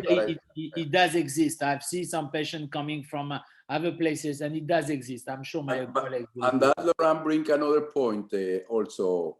And the point that it brings is, if we check the system, and that's what was going to be my other comment. In the US, at least, is a standard of care to use one of three ways to test the sleeve or the bypass. You can do it with endoscopy, you can do it with methylene blue, or you can do it with saline and air. So you have to do one of the three. Me, I only use methylene blue. But believe me, before I leave the place, when they put the methylene blues, I'm already leaving the OR because I haven't seen a leak at that time. So I think it doesn't prevent the leaks that there are after a month or something like that. But you have to do one. I don't like endoscopy in my sleeves. I do endoscopy to test our bypasses. I love it, but I don't like it for the sleeve. I think you need to have a very, very good endoscopy to do a sleeve leak test inside the OR. So I do methylene blue, but I think you have to do one of those ones, at least documented. And that will be, I mean, this is the US, you need to do some defense surgery. So we tested in the OR. I do x-rays the next day. So I did everything I have. So if they come back with a leak, I mean, I at least I studied the patients and did my best. So we need to test them. That will be the other thing I forgot to mention. You need to test somehow your sleeve before leaving the OR. Sir, so much thanks. Sir Asim, you want to add anything?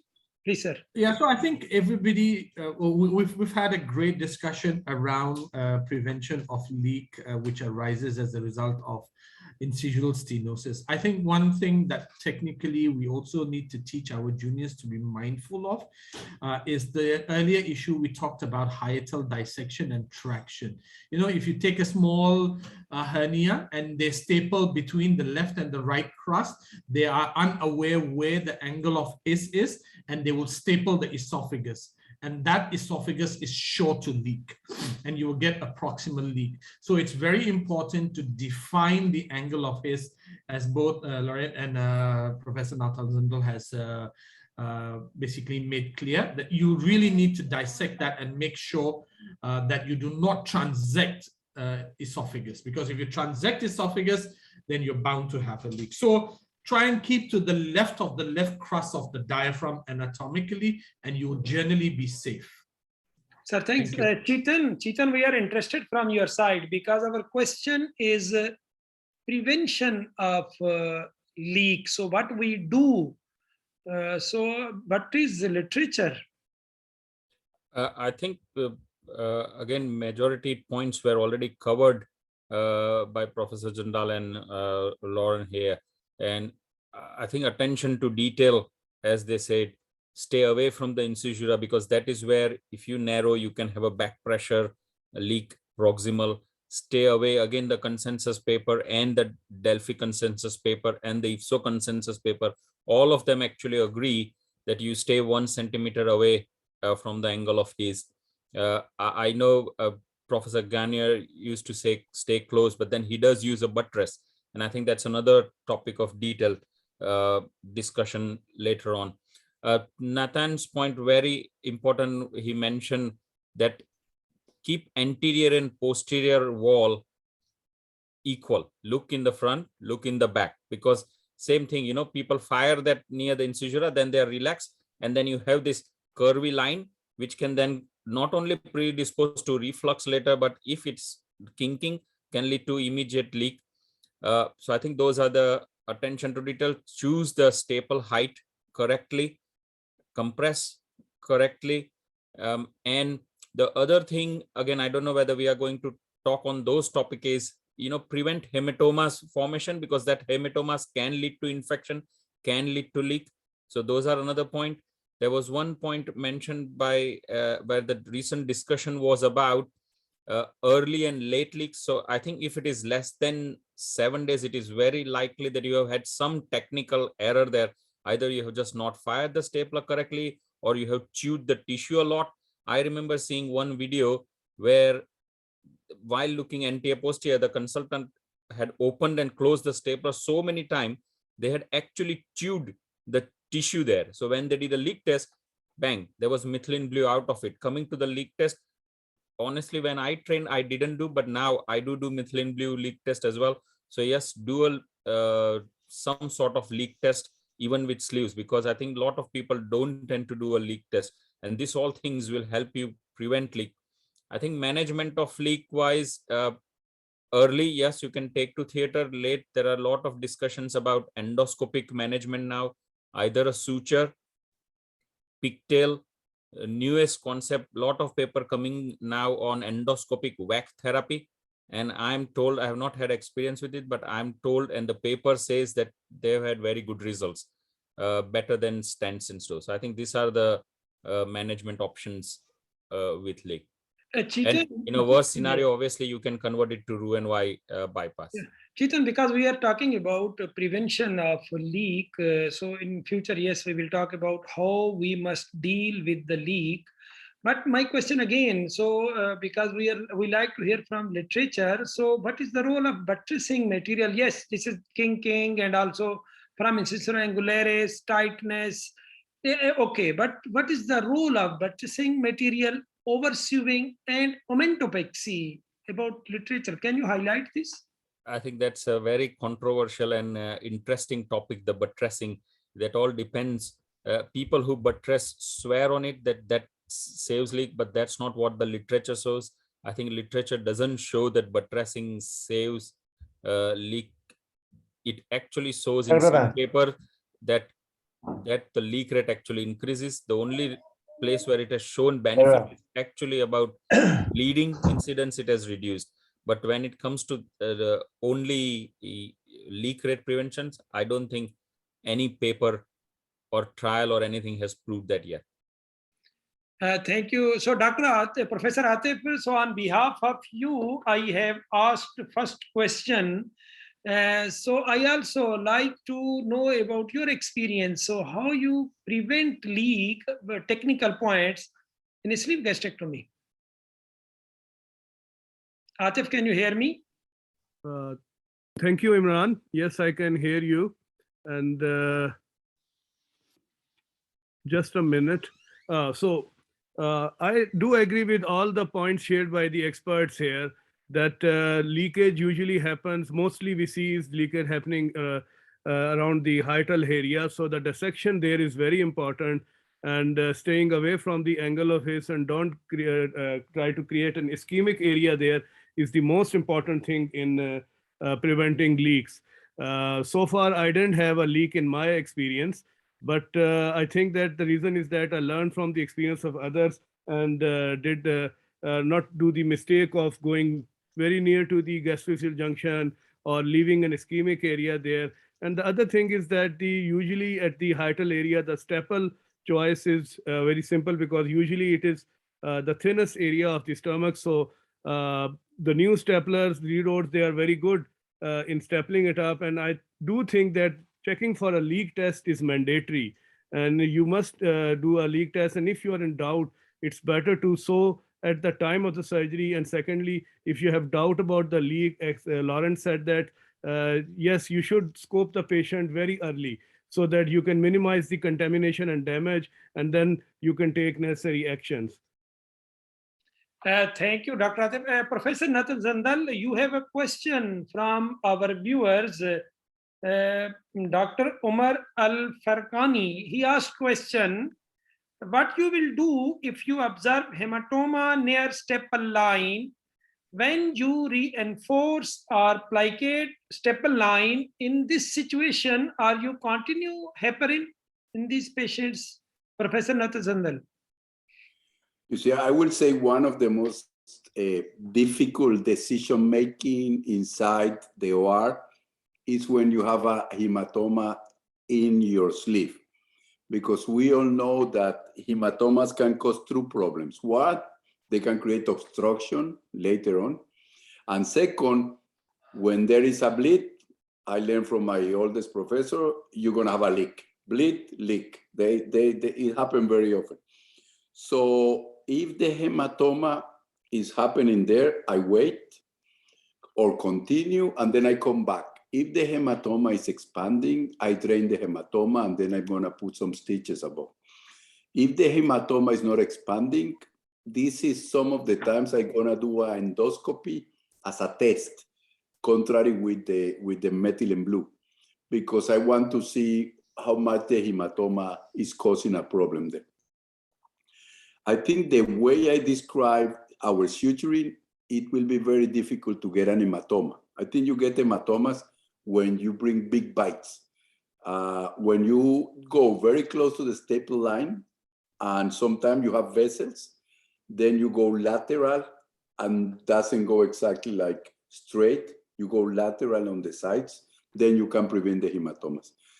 But hematoma can be one of the biggest issues you can have the first 48 hours. So you cannot leave the hematoma, say this is nothing. You need to do something about it. You need to watch it and you need to scope and see you're not going to have problem with them. I think that's a very good question because it's not one of the easy things to decide what to do. Sir, Professor Asim Shabir, have you any question from Professor Natazandal?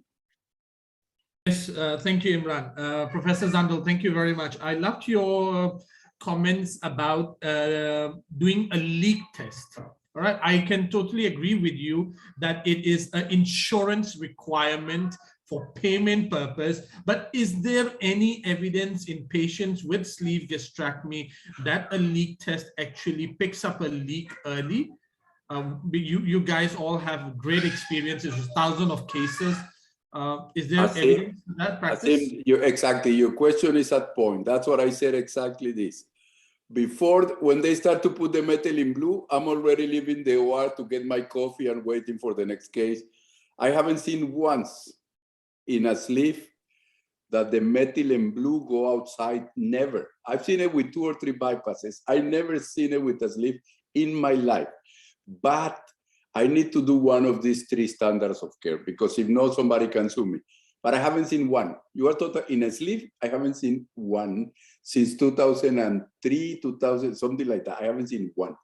So you are absolutely right. But I have to, sometimes you use it to train your students, but I don't like to train them in endoscopy in the sleeve. I rather train them in the bypasses because it's much easier to train them. So that's a very good question. I never seen anything. Thank you. Thank you, sir. Professor Muhammad Kirman Saravi, first of all, welcome to the panel. We are also interested to know your view and literature because as a scholar, we are thinking about you. What is your opinion, especially for prevention of leak and use of this buttress material, oversewing, Momentopexy, or any other procedure? We cannot hear. Kirman, please unmute yourself. Unmute. Hello? Yes. Hello. Yeah, we can hear you. Do you hear me? Do you hear me? Apology my delay because it's working day in Iran, not a holiday. In an initial search, I didn't find any evidence about buttress or omental flap to prevent leak. These strategies may prevent bleeding after the sleeve gastrectomy, but there is no high-grade evidence about the use of Momentopexy or buttress or even suturing of a staple line to prevent the leakage. I think, as you know, in literature, the best strategy to prevent leakage is prevent narrowing the incisura to prevent leakage. Okay, thank you, Kirman. And we have talked, and if I conclude this question, especially for my youngsters, so prevention of leak, the first role is technical. So please respect to the tissue, respect to these angles, especially this incisor angularis and angle of Hess. If you respect this tissue, definitely this tissue will respect you. So we will go ahead and I request Ibrahim Mansoor. Ibrahim, over to you. And because already this third question we have talked a lot and no need to, I think, pursue this question. And you can go ahead with fourth question. Please, Ibrahim, over to you. Imran, can you hear me? Yeah, I can hear you. Okay. Thank you, Imran, and nice to be on to see you, all the colleagues, and also Dr. Fawal, who is my very, very good friend and mentor as well. So anyway, this is the last question on the technical aspects, and there's been overlap in the questions, so we'll try not to repeat some of the information. And the question relates to bleeding from the staple line after sleeve gastrectomy. We've mentioned a lot of the technical issues with regards to preventing leaks from the staple line, but this is regarding bleeding. Any of the experts on the panel, is there any other technical changes that you would do to actually prevent bleeding from the staple line? Let's start with my good friend, Dr. Fawal. Dr. Fawal, can we hear from you, please? Hello, Ibrahim. Really, there was a position statement last month from the American Society of Metabolic and Bariatric Surgery, and if you read it, you will realize that we don't really know till present what we should do to avoid bleeding. It is like 10 to 15 pages that you will not conclude anything from it at the end of your reading. But I will tell you that those who bled, in my experience, are the patients who you will never expect to bleed, and vice versa. The things that I'm trying to do to avoid bleeding is to follow really what the literature is saying, which is first I do my oversaw, although my friend Laurent said that he didn't do, and he was, I think, fortunate. Probably his technique is, I know he got an excellent technique, but I think he was fortunate not to have bleeding. But everyone will have bleeding at one point in time. But we know that by doing the oversaw, 2 or 3 randomized trials showing decreasing in the bleeding rate from 3% to 0.8%. So I'm following this, and I'm doing oversaw to almost to all of my patients. Giving the low molecular weight heparin to all patients the night of surgery, this is something also to be discussed. We don't have till present really clear data. There is some people who don't give at all.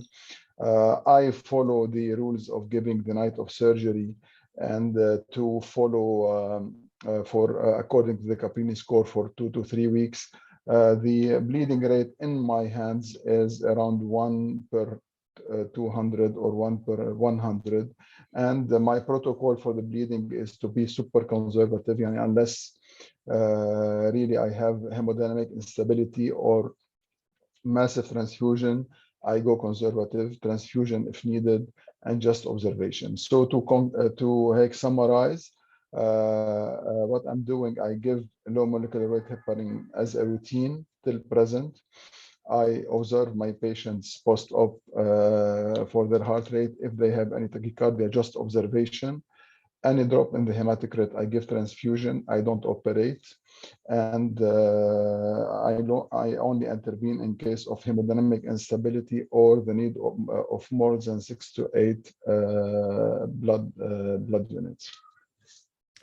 Dr. Fawal, we've heard from the other experts that oversewing the staple line comes with its own problems. You can have an element of necrosis between the sutures that will result in a leak. There's different technical aspects about what suture to use, how far to put the sutures. Do you put it through the staple line? Do you put it away from the staple line? If you put it away from the staple line, how far away from the staple line, etc. We've seen some of the surgeons online place clips on the staple line. Do you have any comment about that from a technical point of view? It's easier to do and quicker to do. Yeah, this is why I told you, and I tried everything. Really, let's start with the thickness of the staplers, Ibrahim. The more you go thinner, the best to be hemostatic, the less you will be in terms of leak. So if you start with the 4.1, let's say, when you go on the antrum, you will have more bleeding, but you will get a better thickness for your stapler. And when you go up, you will go thinner, but you will get better hemostasis. But still, the bleeding will come from any place, even if you use the white cartridge at the fundus up, you will see sometimes bleeding from there. So there is no general rule that apply to everything. This is what I want to say.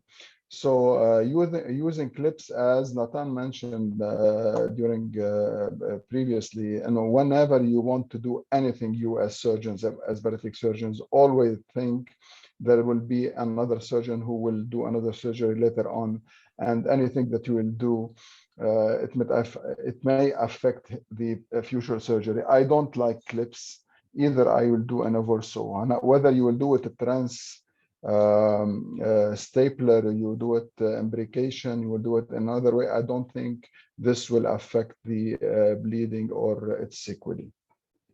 Dr. Fawal, do you think that the choice of stapler actually impacts on the bleeding rate after sleeve gastrectomy? Cartridge color or specific brand, or whether it's buttressed or not buttressed, whether it's a powered stapler or not, do you think that these impact on the bleeding rate? I will not talk about powered or I don't want to advertise to any company لأنه in my hands and I see bleeding in some, in the hands of other colleagues I heard something else. But generally speaking, the more you go thicker, the more you will have the bleeding is more. This is the general rule, Brahim. Whether the automated is better than the hands, this is not proven by it is proven by the company itself, but not by clinical data till present. So using powered or hands stapling will not improve the bleeding by clinical, data by surgeons. But the company said that it may decrease the bleeding rate. Fawal, before we move on to the next expert, just one question. A lot of our experts so far have alluded to the leak tests during a sleeve gastrectomy.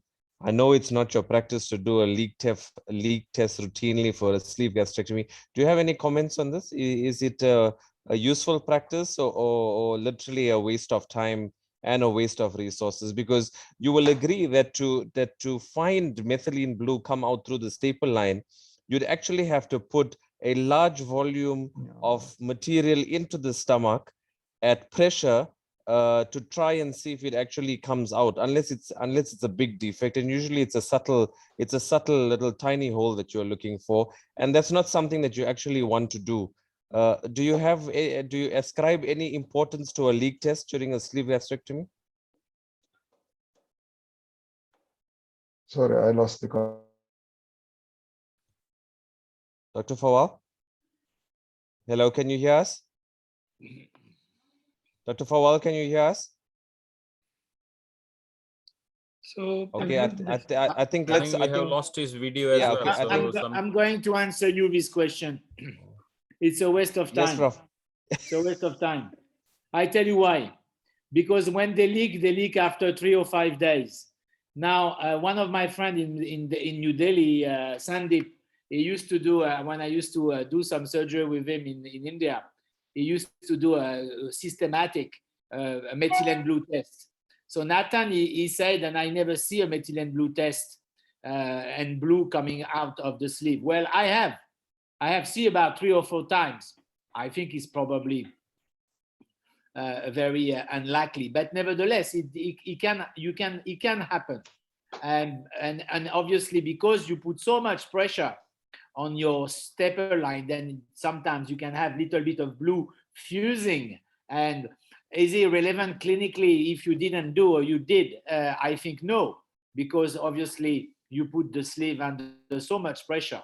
So the answer to your question is doing a methylene blue, any kind. I know what the Americans doing it is because of medical legal reason, and I respect this. But any kind of leak test for sleeve is totally irrelevant. They never leak on the spot, except if you have a hole that big, and this is a big technical mistake. So most of people around the world, they would not doing it. Prof, or whilst we with you, if you do see a leak, what will you do intra-op? If you see a leak, yeah. If you do a leak test, you say like we did with Sandeep, you see some blue, you put a stitch, right?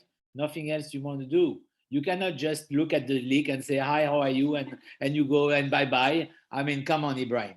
You need to do something, even if you think it's you know, I have seen, and my young surgeon, she's just arrived, after mini gastric bypass or rural gastric bypass, you do a methylene blue test, and I can tell everybody in this panel, then you have, I hope you have seen at least once. If you never see it, then you don't do enough surgery. We all have seen sometimes some blue coming out or some bubbles. So then you have to put a stitch. So it's not really a big deal, right? But the answer to it's the same question to you, and I will finish. You don't remember because Ibrahim, you're much younger than me. When I started doing sleeve in 1999, it was compulsory. Obviously, we used to do a gastrography in swallow post-op. It's a useless thing. Nobody's doing this anymore, except if you have some medical legal pressure. You know, and I know, then if they leak after discharge most of the time, unfortunately.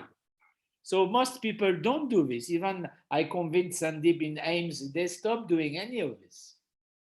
Prof, whilst we have you, any comments on the bleeding issue? Is there any advice that you can give us about preventing bleeding from the staple line?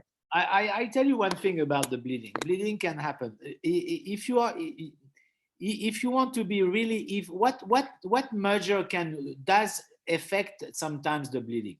First of all, I have noticed that if it is possible, it's not always possible because the patient wants surgery in the next few weeks or in the next few days.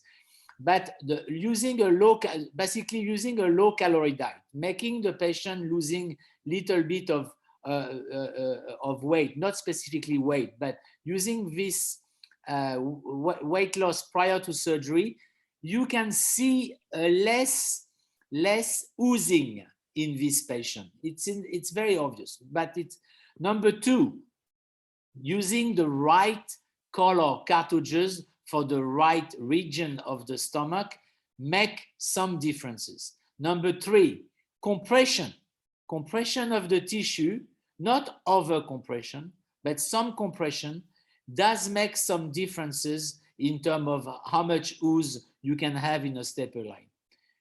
Number three, sometimes you can ooze. You put a clip. I mean, we do this all the time. We put one little clip. It's very cheap. If you don't want to oversew, you put one little clip. I love my little piece of Surgicel, but I don't do anything else. When I used to work in Australia, it was no issue for us to use Batros's material. So I did my first 1,000 sleeve with Batros's material. I have to say, it is very nice thing to use. It's very expensive. Imran will tell you, maybe $200, $250 US dollar per cases. I cannot afford it anymore. Here we cannot. So is the Batros's material reduce the bleeding? The answer is yes. I'm sure Shetan will agree with this. But can we do without it? Without increasing the number of patients which bleed? The answer is yes, you can. Prof, do you ever consider not giving a patient anticoagulation in a patient going for a sleeve gastrectomy? You have a patient with a lower BMI around 35. You know, with bariatric surgery, we'll generally consider it. I understand. I mean, sometimes I do a sleeve for 35 minutes and a lap colle in an hour and a half, and you give anticoagulation for the sleeve, and you don't. When you do general surgery, when you do general surgery, you never think about anticoagulation that often.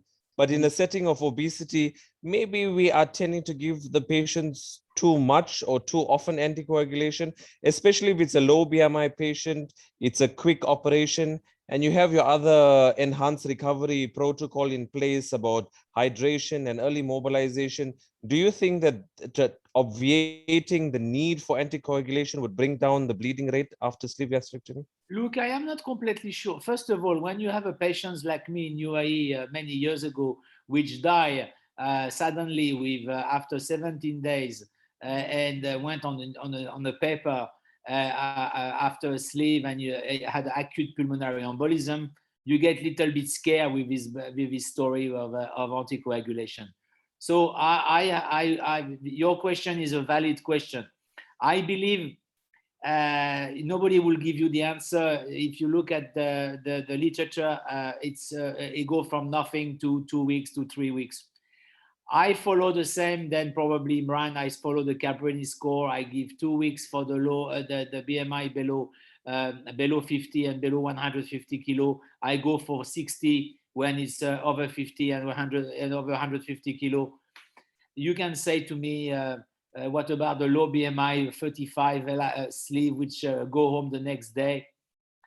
I don't have the answer. I think, yes, you can. Sometimes even Nalini, she's next to me, we say, come on, this lady, she's smaller than a lab collie. Why not to give just for 1 week rather than 2 weeks? At the end of the day, my advice to you is just try to have a protocol. And if you have a protocol and anything happened to you, you're safe. Nobody is going to jump on you. Nobody is going to jump on Imran. He said, I follow my protocol. Is it good or bad? I don't know. But this is what we do. Thank you, Prof. Thank you so much. Ibrahim, with your permission, I add the same. So Professor Laurent and also other experts, so how you control your bleeding. So just imagine, so at the end of surgery, there is no bleeding. Yes. Are you deflate abdomen, wait, and again go inside, or raise the blood pressure? How you control? So what is your protocol? You talking to me again? Yeah. And then no, me, I don't do any of this. But nevertheless, I respect. I think perhaps raising the blood pressure, still looking at your sleeve, it's not a bad thing to do, particularly when you teach the young surgeon. You know, they're scared of what is going to happen. It's not a bad thing to do. And in fact, you sometimes actually see a little spot which suddenly start to bleed. Yeah. I think with experience, we start seeing the little one, the little area which is going to probably ooze, and you put a little clip. This is cheap and easy. The story of we're going to go back from a sleeve with a clip to an MGB or a rural bypass, come on, you know where the clip is. You remove the clip, full stop. It's not a big issue. The clip is not going to go inside the gastric mucosa. It's going to be on the outside. You remove the clip. So this is one thing. But overall, I cannot remember last time I went back in for bleeding. Usually you'll find patients who can lose 3 pounds, 4 pounds. You will give 3 minutes, it should settle. So. Okay. For me, no, I don't do this, Amran. I don't do this issue of raising pressure or. You black? No, I don't do it, yes. I know. And second, Laurent started in 1998. Apparently, he's too old, the gentleman. He don't looks like this. Third, this clip, no, I disagree with Laurent. Sometimes it is embedded inside the stomach, and I have 2 cases converting sleeve to mini bypass where I have misfiring because of a clip, and it opened at the level of the duodenum. So we should really take care of these clips sometimes. It's okay. Sometimes myself, I put clips, but I don't advise to do it routinely. I know surgeons who tuck clip all over the staple line. So this is sometimes really dangerous for us surgeons when we want to go in again. Sam, in case of bleeding, what you do? So now there is bleeding. Yes, you can see 3 spots are bleeding.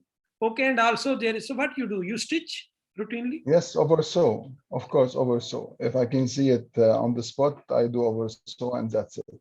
Okay. If this bleeding is post-op, and I always tell my fellows just to take it easy, observation. Now, most of the bleeding will stop on its own, and whenever it is discovered, it will be already stopped. Yani the patient, typically the patient, the nurse will call, patient will have some orthostatic hypotension, he will become pale, and that's it. Patient afterwards, he will become good. He will tell you that he is good, and he will last 1 or 2 units, and that's it. This is, I mean, in 95% of the cases, unless he will have continuous bleeding, then the clinical situation will be completely different. But this is the norm and the bleeding in sleeve gastrectomy. But there's one thing I want to say something about for the young patient. The worst, the most scary, even for us, is not often the bleeding. Is when you see an hematoma which start to get which start to expand. My advice, because it can scare people. You see this thing going up like this. Oh my God, it's coming up. My advice to you is please compress, wait, and don't disrupt the gastric serosa. The gastric means don't try to open it. It's your friend. It's what is going to keep this together. Most of the time, if you compress, it will wait. The worst it can do for you is to get an early obstruction. Obviously, it's not a nice thing to have. Obviously, but please don't panic and put a blind stitch, because this, I think, I don't know if Aysam agree, but this will make even worse to you. Yeah, definitely. Totally agree, Laurent. You agree, Aysam? Just don't panic. Wait, press. And usually when you come back after 5 minutes, it's less than what you have seen before, right? Yeah. So Ibrahim, over to you. Prof. Layani, just have one more question for you. In the Middle East, we are starting to see more patients, adolescent obesity coming in for bariatric surgery, and a lot of them will have a sleeve gastrectomy. With regards to all of the technical aspects that we've discussed so far, is there anything that you change in the adolescent population versus the adult? The answer is absolutely no. Nothing. Do the same and don't worry. The youngest, I saw one today, she was 15. The youngest I did, she was 9. And I'm sure the guy from Saudi, Aysam will remind me the name of Katani. Katani. He has a huge. So the answer is no. I think don't overdo. Do what you normally do, and you remember one thing: when you start to think too much, often you think wrong. Don't change your technique. I think, right? Prof, I think you've got enough experience where you've seen a whole host of issues over your entire career surrounding the sleeve gastrectomy. You remind me, I helped one of my surgeons to do 13 years old. He hit the bloody one of the veins, the superior pole of the spleen, and it started oozing. It was the wrong one to ooze. I thought to myself, oh my God, why? So now when I do a pediatric bariatric, for some reason, I scrub. I just think I know it sounds silly, but you don't want, but the answer is no. And when you do this patient, usually the omentum is not big. They have not have the time to form and have this inflammatory disease inside. So it's like when you do a pediatric splenectomy or pediatric whatever, it's actually quite easy. Prof, just a last question for you. You've obviously got extensive experience with sleeve gastrectomies over your entire career. Do you think that this operation will see the next 10, 20 years? Or do you think that we, in an effort to circumvent a lot of the issues, bleeding, leaks, etc., we should be looking at other restrictive operations like the bari clip and other things that are coming around. What's your opinion regarding this? No, I think this. I think the sleeve gastrectomy is a very good operation. It has. It's. I have to say, not specific. I mean, it's like a knee operation. It's not specifically complicated. It has a result which is very acceptable. The conversion of sleeve is very. You have a lot of options in your hand. So I feel, and I hope Nathan is back. I feel sleeve has a lot to offer. The bari clip, it's a good question because Nathan is here and me, I help Patrick in UAE to do that. It's a great, I mean, it's another discussion, but I quite like it, but you cannot compare a bari clip and a sleeve gastrectomy. You can maybe compare on the functional aspect of it. Is one going to replace the other one? I doubt. Nathan is back. He is the maestro. He will tell you. Thank you, Prof. Prof. Zandal, can we hear from you? Prof. Zandal?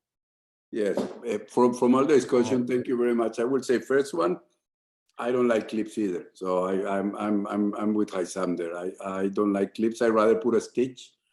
But I'm not saying I never put a clip, if you need it, you have, but I don't like clips. So clip will prevent not the stapling, but will prevent the cutting. Then you're gonna end up with a small hole. So I'm there with Haysam. So I'd rather put a stitch. Second, that you were talking about the heparin and prophylaxis. I don't know how it's in other parts. In the US, you cannot decide what is your prophylaxis anymore. The hospital have their own protocols and you need to follow them.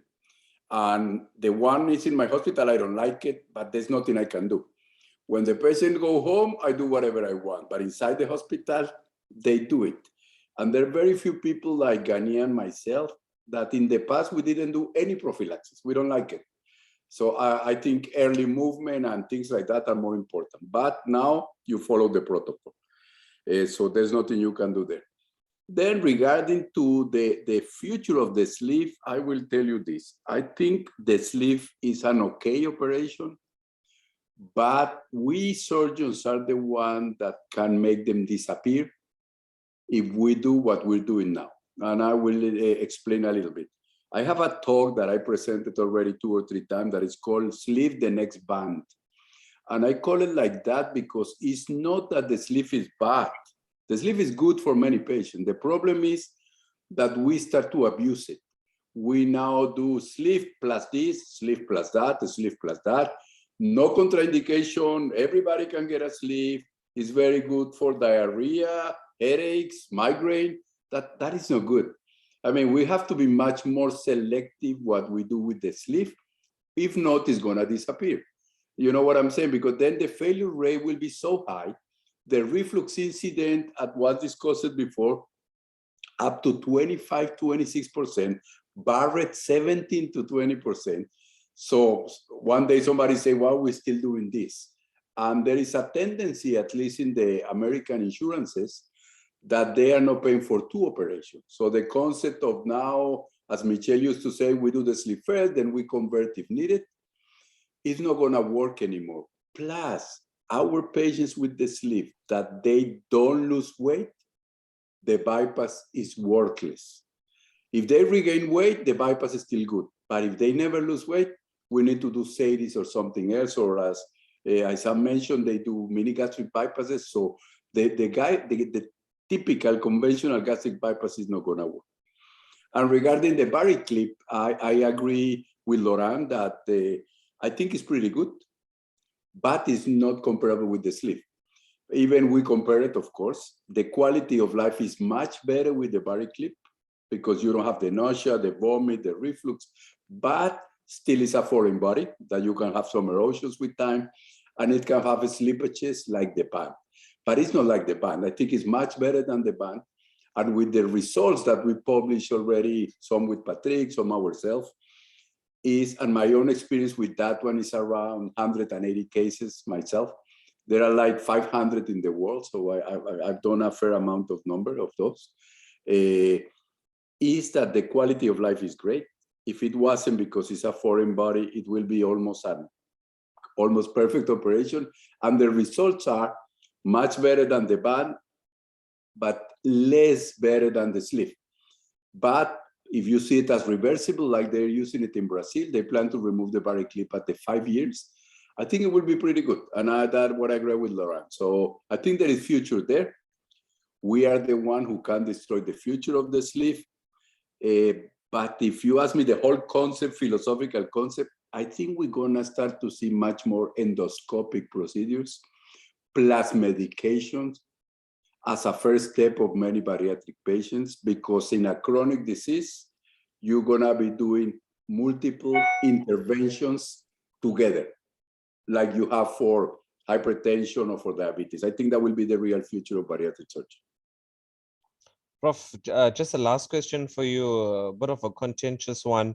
The Nissen sleeve, do you have any comment on that? Yeah, I was trying to avoid that one. You see, I don't like it, you know. I respect what they do, but you see, and again, why you need to push the sleeve to everybody? Why? Give me a reason, you know. Every time I see one of these, and even when you talk with David, that has a very good experience, David Noka, with that. When you start to doing it, the chances of getting a leak in the part of the Nissen is very high. And I tell you why, because you have your Nissen, then you're gonna staple. And for me, it's like a club sandwich. Bread, ham, cheese, bread, lettuce, tomato, and bread. So when you staple through all this layer, the chances of getting complications is why we push that. Other people do that and put a links. Other people do that and put the ligament. Why force it when we have other options? That's what I'm saying. We are pushing the sleeve that we want to do it to everybody. I understand why some people does it, but I don't agree with most of them. I mean, you have other things you can do. You don't need to force a sleeve with. I mean, if you have, for example, Crohn's and you don't want to do a bypass and you have reflux, maybe you say, okay, maybe I can do something. I wouldn't do the Nissen sleeve, I'd do something else, but you understand, but force it, I wouldn't do that. That will be my humble opinion in that. I wouldn't do that. Thank you, Prof. Thank you so much for that. Let's move on to Chetan. Chetan? Yeah, Ibrahim. Hi, how are you? Hello, how are you? Good to see you. Do you have any comments on anything that's been discussed so far, Chetan? I think for the bleeding, the majority of the points have been already discussed about evidence and all. I think if you want me to just bullet point them, yes, correct staple height, choose the correct staple. Again, we don't want to say one brand is better than the other, but say choose the staple height correctly for where you are stapling antrum, body, fundus. What we probably didn't discuss was people who are already on aspirin, clopidogrel, warfarin. I think those are the people as well at a bit of high risk for bleeding. Bridge them properly, stop properly, you know, start them low molecular weight at appropriate time. Apixaban, you know, the NOACs these days are quite commonly found. So plan for those, you know, Apixaban, Rivaroxaban, stop them 2 days before. So those things, again, I didn't think we discussed. There, I don't know everywhere else, but here there are some surgeons who tend to give enoxaparin on the morning of the operation, say an hour or so, or just pre-op. I think those are the patients who would tend to bleed a bit more as per all the evidence shows. So probably if you want to give a pre-op, give it the night before the low molecular weight rather than just pre-op. There was discussion about monitoring the blood pressure at the end of operation. I think there are few studies, and I also humbly feel that that's a good practice, that at the end of the operation, just ask the anesthetist to get the blood pressure to what normal. Again, I think it depends on the anesthetist. Certain anesthetist likes to keep the blood pressure low at 80, 90. And I think in those patients, it is more important to bring it to normal, whereas certain anesthetist just keep it normal. In those cases, you don't really need to play with the blood pressure. So I think it's what it is. I think Liga clip, but buttressing, as we talked earlier, has not shown to prevent leak, but buttressing has shown to prevent or reduce bleeding rate a bit. Unlike as in leak, I think there is enough evidence that you don't need to rush in to take to theater. I think just monitor blood transfusion, tranexamic acids, and those things have helped. Yes, the controversial topic of Nissan sleeves is an interesting one. I like the honesty of Nathan, Professor Zundal there, that I think it's the forced one. You don't really need to do it for all. But yes, and I think that was all about bleeding, isn't it? Yes. Chetan, Yes, post-op. hemostatic agents, do you have any comments on the use of them from staple line oozing? I know my friend Dr. Fawal called it psychological surgery style. So do you have any opinions? Is it helpful or another waste of time? I think there is not much. Again, these are all, personal experiences all there, but no one has done a study about using those things. I think the only proper studies are with buttressing materials. And I think that's that. Yes, some people use Liga clips, but there is no study, you would say. These are all expert opinions or consistent from few experts, but no, there is no thing. There is, again, I think a lot of people use the glue and the spray and swear on it that it is quite good and they have never had bleeding. So yeah, no, there is no, if you want me to quote an evidence, I don't think there is an obvious evidence unless someone else knows it there. And post-op prophylaxis as well, which is a very interesting one. I think there have been a lot of talks and all, but if you actually go and look at evidence, yes, follow a protocol, but there is not an evidence, or you would not be sued if you say I give low molecular weight during inpatient stay and then post-op I don't give it, or if you give for 2 weeks, 4 weeks. I think if you give extended, you have to accept a bit higher rate of bleeding afterward, but you won't be sued in the court if you have not done, and if you just follow protocol. As Professor Jindal rightly mentioned, these days you follow what the hospital policy or what the guidelines of your national bariatric societies, but there is no concrete evidence that yes, you have to give it for 2 weeks or 4 weeks post-op, otherwise you will be sued. I don't think that's the case. I don't know whether the experts agree on that. Chetan, just a little bit of a philosophical question to end.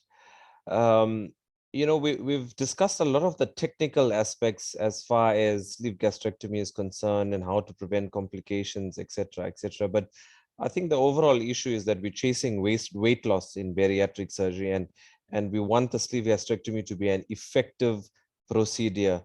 Do you think that as surgeons we focus too much on technique and not enough on standardizing the indications for sleeve gastrectomy worldwide? Do you think we need to pay more attention to standardizing indications for sleeve gastrectomy to improve overall sleeve gastrectomy results around the world? I think that's a very interesting question, Ibrahim, and probably you could actually have a whole 4-hour session on this, Ibrahim, talking about Imran, sorry, about the whole philosophical bit of it. The whole point is, I think, as Professor Zundal rightly mentioned, we are pushing the sleeve a bit too much to everything. I think philosophically, yes, sleeve still has a role in certain cases, and I think that will stay. Thank you, Chetan. What was the other part? There was other part of the question. Sorry, I missed there. I alluded to the fact that maybe we should pay more attention to standardizing the indications for surgery. I think what I can see actually the way future is going is that it will be more patient-related outcomes now rather than just standardizing. I think there will be more say of what the patient expects out of a bariatric operation rather than that. And I think we as surgeons, or not we as surgeons, probably, if you look at the publications, people are just chasing one value, that percentage excess weight loss, and that's it. I think that's a wrong parameter. Along with that, nobody talks. You can have one patient who had 50% weight loss, another patient who had 70% weight loss, but you don't know that 20% weight loss would have come because of nausea, reflux, dysphagia, and just struggling to eat and drink. So yes, on paper that 70% looks better, but if you ask the patient, is he happy with that? No, the 50% might be more happier. So I think papers and publications need to start discussing about quality of life. They need to start, when you talk of sleeve and all, you need to start talking about reflux questionnaires, or would you have this operation again? So I think patient related outcomes, PROMs, what we call, I think is going to be the future. Thank you, Chetan. That's the answer we were looking for from you. Thank you so much. Let's move on to, I think, is our expert from Singapore, Shabir. Is he on? Asim Shabir. Yes, hi. Hi. Can we have some of your thoughts, please, Dr. Shabir? I think you've covered the breadth of it. There's just one comment, and which I agree to, which Professor Amir Khan has also made. As a surgeon, me and you can do what we can do. Unfortunately, in the OR, they are equal partners, and anesthetists are one of our partners, right? And if they decide to extubate while the patient is straining and the blood pressure rises, there's a chance you bleed even at that point in time. And so a normotensive anesthesia is what is best. The general effect of anesthesia is vasodilatory, and thus you have hypotensive. But once you recover the patient from it, what happens is the patient actually becomes a little bit more hypertensive. So controlling that piece of blood pressure is what we have not spoken about, and I agree. Your question to Chetan about use of hemostat agents, there are plenty, depending on your need. Right, the only proven one, as Chetan has rightly pointed out, are the buttress materials, and yes, I would attest to their use in selected patients. Like I use them for my patients who I really have to anticoagulate post-operatively. It just makes the staple line a little bit more tighter and gives you that nudge. Suturing, there is evidence of Lambert suture. There is no suture, other evidence to be there. Use of fibrin glue. Yes, you can. Other hemostatic powders, yes, you can, but no level 1 evidence. I think not even a level 2 evidence in that way. Very few patients, company-sponsored trials, so not really a great evidence. Yeah. So that's all about I have to say for the moment. Thank you. Thank you, Shabir. I think our last expert is Mohammed Kaman Saravi from Iran. Prof, are you on? Okay. Can we have a few comments from you before we conclude, please? About bleeding? Bleeding or any other technical aspects of sleeve gastrectomy that you want to add? I think oversew, or as I usually do, omental flap or omentopexy. Omentopexy can decrease the rate of bleeding after sleeve gastrectomy, I think. And we had a study about omentopexy to prevent GERD symptoms after sleeve gastrectomy. But in our study, we didn't find any difference between the groups of patients with omentopexy and another group, the patients with only sleeve gastrectomy without omentopexy.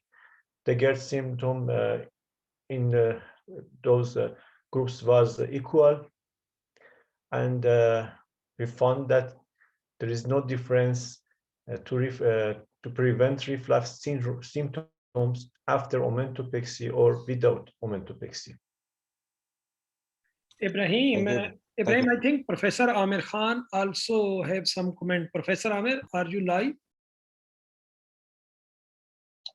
I think it's been great. I think most of the stuff has been covered very nicely, and I think I'm thankful to the experts for giving us the right advice on things.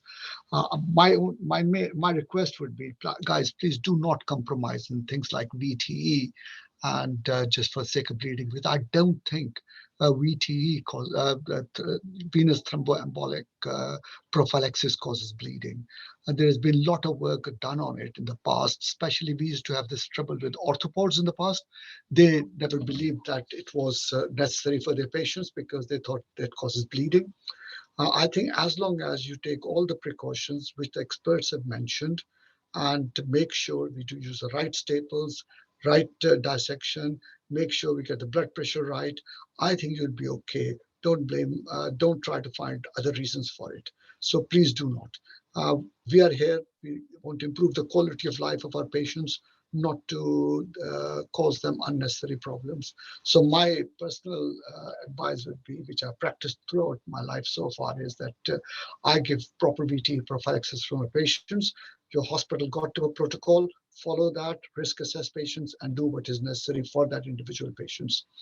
Other than that, it's been a fantastic discussion throughout. As long as technically we are right, operation will work. I think it's selecting the right patient for the right operation is important in bariatric. The choices are there. The way sleeve is taken over the years, it's obvious, it works, and it's a good operation, but for the right patient. Thanks, Imran. Thank you, sir. Thank you, Prof. Ibrahim, so much thanks. Really, you did your best and also excellent this moderation and explore all the questions. Now, because now we have no time, I think we must go ahead with all respect. So Professor Manana Gogol from Georgia, she will continue this last session. In this last session, we will try this is very important session. Yes, we have discussed patient selection, we have discussed technical points, but now the post-op and now the issues that we faced, so weight regain after sleeve gastrectomy, GERD after sleeve gastrectomy, these two are very important. And we will try our best, especially from our mentors and expert panel, to highlight these points. Professor Manana Gogol, please go ahead and ask first question to your expert panel. Thank you for giving me this honor. Dr. Imran, thank you very much once again. My question goes to all our experts. And this question is, have you encountered intractable GERD following sleeve gastrectomy? And after that, I think it's better to begin with Dr. Nathan Zander, Professor. Hey. Yes. I think the complication that more scares us is the leak, but the complication that's gonna change the future of the sleeve will be GERD. Because I think one of the advantages and one of the things patients love with the sleeve, it was that if we don't kill you in the first 1 month or 2 months, you're not gonna have any problem in the future except weight regain. But now we know that the problem is becoming reflux and Barrett's, and that can change the future of the sleeve. So I will say the most important thing first is patient selection. So for us, anyone who really have significant GERD, that means previous treatment, confirm what pH studies, impedance, etc., is not a candidate for us. That will be the first thing. Second, it is true that some of the neo-reflux is caused by the shape of the sleeve. So then the second thing we do is pay attention to how we do our sleeve, the technique part. So no reflux there, no big reflux, because a lot of our patients has reflux. No significant reflux, patient selection, technique, no strictures, no kink, no hourglass, no living fundus, no big hiatal hernias. That will be the next step. Then we give, I don't know what the panel does, we give a treatment for 2 months after surgery with inhibitors to every patient. We don't let them have any black drink, any sodas, no spice, no acidic food. And then after that, whoever come back with reflux, then most of them you can give the medical treatment. That will help with them. But the ones who doesn't resolve with medical treatment, it's become an issue. We developed an algorithm that we published already twice. It's in the book of Perfect Sleep of Michel, the chapter of what to do with GERD if medical treatment doesn't work, if it's our chapter. And then become complicated because then you go from dilation to radiofrequency to conversion to another procedures. And the easy solution is convert to bypass. But you will find that most of the patients, they have the sleep because they don't want the bypass. So then you need to treat another things like dilation the sleep, because there is a paper from Jack Kimpens that will tell you that after 2 years, more than 90% of the sleep, when they dilate, the pressure decreases, the reflux get controlled. But some of the patients we take to surgery before is because they don't tolerate anymore the regurgitation. They need to sleep sitting. So I think it can become a big problem.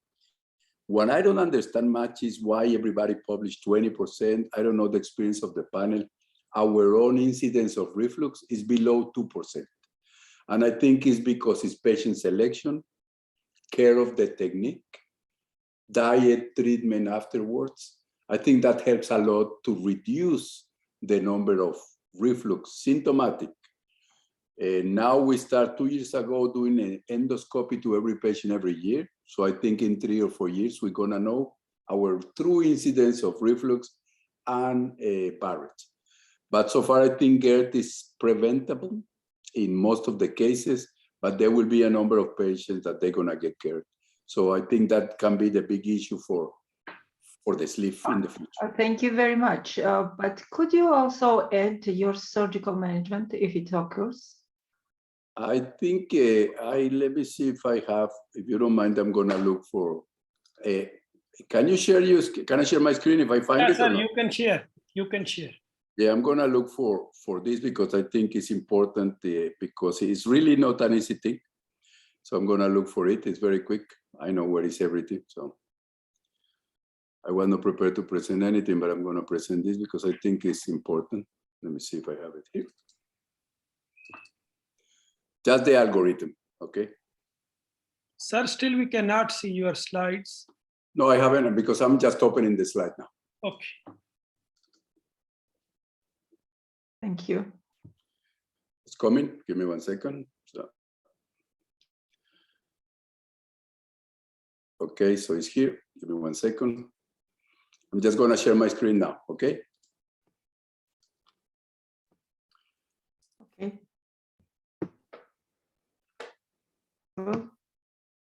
You can see it now? Yes. Yes. Yes. Okay. So you see, when you have reflux after the sleep, you have these conditions. You can have either normal anatomy with adequate weight loss, or you can have normal anatomy with inadequate weight loss, or you can have abnormal anatomy. So when you have normal and adequate weight loss, this is what we try to convince to stay in medical treatment for 2 or 3 years, because everything looks good. So what are you gonna do? If they symptoms and they cannot tolerate anymore the medical treatment, we take them to endoscopic interventions. Endoscopic intervention for us is dilation with achalasia balloons up to 3 times. And we do 30 millimeter balloons. And we do it for 3 or 4, sometimes 5 minutes. And if it doesn't work, we try a little bit with the radiofrequency, but there are very few papers about it. If it doesn't work, they ended up in a bypass. If you have a normal anatomy, but the patient is not losing weight and the reflux is bad, why you wait? Why are you gonna do other stuff? We move them to the bypass. If the weight loss was nothing, even that I understand that the bypass is not the solution, now we treat the complication of the reflux, so they're gonna go to a bypass. The problem in the other corner is easy. If you have abnormal anatomy and the weight loss is not good, that's easy. All the patients are gonna go to bypasses because now we're treating 2 complications. either a stricture, kink, more fundus, and the patient is not losing weight. But the one in the middle is where we have issues because they don't want to bypass. So if you have abnormal anatomy, but you're losing weight, of course, we look the quality of life, how they losing weight. If they've been vomiting only liquid, that's not quality of life. Then you find what is the abnormal anatomy. And you can find in one side hiatal hernias or dilated fundus or undilated fundus. So if you have that both, we discuss with the patient either the bypass versus hernia repair. When we say re-sleeve, it's basically shaping the sleeve because of that dilated fundus. And we do a gastropexy that we could a couple of stitches from the lesser curvature of the sleeve to the right cruise of the patient. Some people call this heel. It's not a heel because the heel goes to the aorta, to the fascia. This goes to the right cruise, and it's been working very, very well. But if the patient doesn't have a dilated fundus, only the hiatal hernia, that's the most difficult discussion with the patient. Because if the patient definitively doesn't want to bypass, we tell them that we have very few experience. I think we have now 6 cases with only hernia repair and gastropexy. With rest sleeve, hernia repair, and gastropexy, we have more than 30 cases now. But with this specific group, hernia repair and gastropexy, we have very few. But there are 3 groups, 2 in the US, 1 in Colombia, that they doing this to every single sleeve today. So we're waiting for the results. They're doing this gastropexy and hernia to all of them. But if the complication is a stricture of a kink, then we go immediately to endoscopic interventions. So we go for the dilations with achalasia balloons, we do some radiofrequency, and if it fails, they're gonna end in the bypass to treat the complications, even that the weight loss is okay. So when I presented this the first time, a couple of surgeons told me, why don't you go straight to the bypass if you ended up with the bypass in most of them? And the reason is when you talk to the patients, most of them, they don't want the bypass. So if they don't want the bypass, you need to give them another solution. So you know what I'm saying? So you need to do something different to them. So thank you for allowing me to share that. But you see, the problem is not as easy as it looks. It will be easy to convince the patient for a bypass. But remember, bypass has complication for the rest of your life. It has implication in management for the rest of your life. And the worst, you cannot promise the patient that the bypass is gonna cure the reflux, because it's not true. There is 6% of patients with bypass that they don't prevent or they don't cure GERD. So that's what we do with those patients. Thank you for the question. Thank you very much. Such a deep explanation. I would love the same question to give Professor Lauren Layani. May I just, Professor, if you have... Well, I would like to, I agree with Nathan in a way, in many ways, because since basically if you select the patient with symptomatic reflux, patients with the ongoing long-term medication, selection of patient, I don't offer the sleeve. So basically, if you have the selection of patient, as Nathan mentioned, if it's a right technique, and I am very strong on repairing. I spend a lot of time. In fact, I probably repair a weakness, indentation, or small hiatal hernia on average maybe 50 to 60% of patients. So it's quite a lot. So if you take this in consideration, I'm a little bit like Nathan. Or maybe I don't see them because they don't come back to me. I don't know, but I hardly see severe reflux de novo after sleeve in this situation. Maybe in the same range than Nathan said, I don't know, 2%, 3%. It's hard to put a number. So it is actually very, very, very rare. This is the most important thing. Now, where I am a little bit dubious with what Nathan said, it is because I have faced the same situation. It is in this group, the group of abnormal anatomy and adequate weight loss. And when it comes to dilated fundus, yes, hernia repair, re-sleeve, gastropexy, and fundoplication. I have done this, and I agree with Nathan. Usually, this patient, they went for a sleeve, and somehow they don't want a bypass. But unfortunately, Nathan, as much as I can do the best as I can, I find the result of this not very, very good. And I have to tell them that I'm going to do it, and I do. But it's not uncommon then maybe after 6 months or after a year, the reflux is coming back. So this group of patients, to try to repair the hernia, to try to put a stitch here, to try to use little bit of stomach, to try to put in the front, or try to whatever you want to do. I thought it was going to work, but it doesn't really work. And for somehow it's more, I have sort of learned to say to the patient, I understand they don't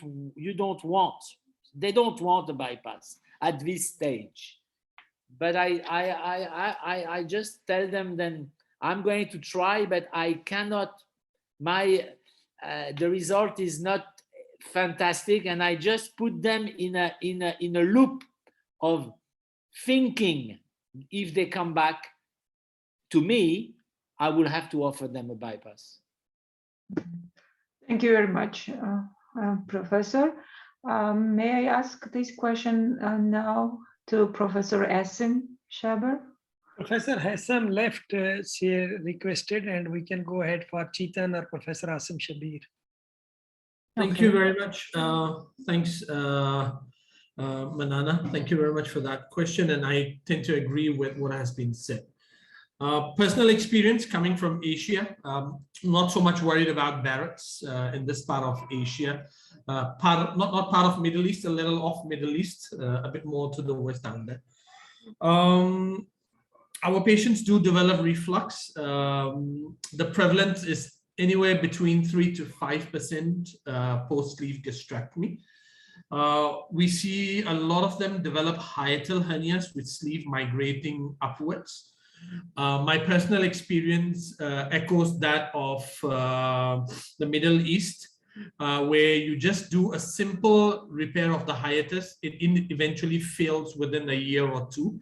They come back with reflux, because once you dissect hiatus, the longitudinal fibers of the esophagus continue to exert 24 hours pull on the sleeve, and they invariably pull the sleeve back into the hiatus, and patients develop symptomatic hiatal hernias. The second learning point that I've had over my series is that normally we omit patients with class A esophagitis, the ones that have those little nicks on endoscopy, and you say, this is just due to obesity, it will resolve over time, and you just put them on PPIs. In my experience, these are the ones who actually develop the reflux because you've neglected them in the first go. Would I just do a gastropexy, an esophagopexy and hiatal hernia repair and come back another day to let the patient experience a bypass? I will try not to do that, because the hiatus gets more and more complex as you do more and more interventions, and dissection becomes more and more complex. It's doable, but it just becomes difficult. I've gone through one patient with 6 months management this way, and I had to basically do a thoracotomy ultimately to bail myself out because the patient's inflammatory response was that of a grade C esophagitis everything was so badly scarred down that I got a slap on the face. And that was a bad lesson to learn. But yes, it's a lesson that I learned. So generally, I would say if the patient can be converted to a bypass, again, to Professor Zundel's, to just to support him, bypass patients do get reflux, but even if you convert to a bypass, remember to repair the hiatus. Don't just do a bypass and come out and say, I've not repaired the hiatus. You still need to deal with the hiatus, repair it. The bypass may fix it a little bit better because of the afferent limb, but it may recur even, but they are less symptomatic in my experience as compared to those with the ongoing. Whether they develop technically, if you do an endoscopy or a contrast study and they have a recurrence of hiatus, nobody has looked at it, but symptomatically, yes, they do tend to improve. So that's what I would personally do as well. Thank you very much for that. Thank you very much. Dr. Gogol, will you allow me to show a very, very short video of what I mentioned so then you understand what Yes, of course. With pleasure. Thank you. This is just the hernia hiatal with that gastropexy. So you're going to see it just in the primary that the group is doing as a prospective randomized trial. So we're going to just repair the hernia. That I think I can move forward because everybody repair the hernia. That's not a problem, you know. You repair the hernia. We're using now, as I mentioned before, but this is what I want to show is the gastropexy, okay? You see the nerve, we protect the nerve to make sure that we don't injure them. Yes. And then the stitch go to the right cruise. And we put 2 or 3 stitches like this one. So some people in the US call it like heel gastropexy, but it's not. Because in my residency in Colombia, we did heel. I never did Nissen before moving here. And the heel was going to the pre-aortic fascia or the arcuate ligament. So here you just go to the right cruise. And that will, the whole idea of doing this is a little bit anti-reflux, but I would say it's much more to keep the sleeve in the abdomen. So that's what we do with the hernia repair. And I understand what Lorraine and Asim are saying, but this is the patient we explained very well that if they don't want the bypass, we can try this. But at least 50% of them will end up in bypass, but 50% they did well with this. So it's not that bad if they don't want a bypass. Thank you. Thank you, Dr. Thank you very much. Professor, did you ever use any mesh for that? Plus? You see that? Exactly. That's what I never accept sleeve with the hiatal hernia more than 5 centimeters because I don't want to have a sleeve with meshes or anything with meshes. Okay. So one of the big critiques I get in one of the SMBS meeting, but you see, I don't speak English, so I don't understand what the critiques were. So it's like, I said, if I have a big hiatal hernia, I tell the patient, I can go there, repair the hernia with a mesh, and then I come back a couple of months later and do your sleeve if you want that, or your bypass. But if not, I'm not gonna put at the same time, even that there are some papers that tell you that you can do that, it doesn't mean you should. So now, in the last 2.5 years, we learned, at least I learned, that closing the hiatus, even if it's a little bit big, if there is no tension with barbed suture, you don't need meshes most of the time. So I'm getting away from meshes. I'm trying to avoid meshes as much as I can. So I'm going to use barbed sutures and try to avoid meshes. I don't like meshes at the same time. That will be my answer. Thank you very much. Just one more tricky question. Why you do not like? Did you have any experience or some? What made you just thinking like this? This is the thing. If a bypass goes back to the chest, okay, the bypass has other mechanisms to prevent reflux. You know, we know that the bypass is very good for reflux because you reduce the content of acid. You know, there are many, it's not a high pressure system. So you have many reasons that the bypass will help you with the reflux. So even if the bypass go to the chest, most of them, they don't have reflux. If the sleeve go to the chest with a high pressure system, neo-GER promoted procedure, you're gonna have more problems. But that's not the reason also. We published a while ago, like 13 or 14 cases of gastropleural and gastrobronchial and 1 gastropericardial fistulas. So when the sleeve leak in the chest, you wish that the sleeve leak in the abdomen, because managing leaks in the abdomen is easy compared with the chest. The management of gastropleural, gastrobronchial, and gastropericardial fistula is a mess. It's very difficult. So some of the sleeves are gonna leak. I rather have them leaking in the abdomen. So if you have a big hernia, the chances, you know, that even without meshes, paraesophageal, more than 50% will recur in the first year. That's why people use meshes. So that will be my concern. That's why I don't do them. I rather have a bypass. So if it leaks or have reflux, the bypass I can handle better than the sleeve in those conditions. That will be my answer. Thank you very much. But I think if I just want to say one thing, because when my experience with a hiatal hernia and diaphragmatic defect with mesh, we went from polypropylene to PTFE, not in bariatric, but really right now in these days, if you want to use a mesh, I would advise you to use a biological mesh. They work very well. Don't use a PTFE or because the migrations is, even if it's happened to one every 50 or 100 patient, migrations of a mesh into the esophagus is basically esophagectomy. So the biological mesh, it's a good mesh to use and very easy to use. So if you want to use a mesh, I don't know in Georgia what sort of mesh you have, but don't use I will not advise you to use a PTFE and or a polypropylene. I mean absolutely the biological, because of course we are connected with world and we know that No, because it's not just in Georgia, it's in many countries, they don't even use biological mesh. It's not just. But you know, Manana, you know, you pronounce Manana, or how you pronounce yes, Manana, yes. So Manana.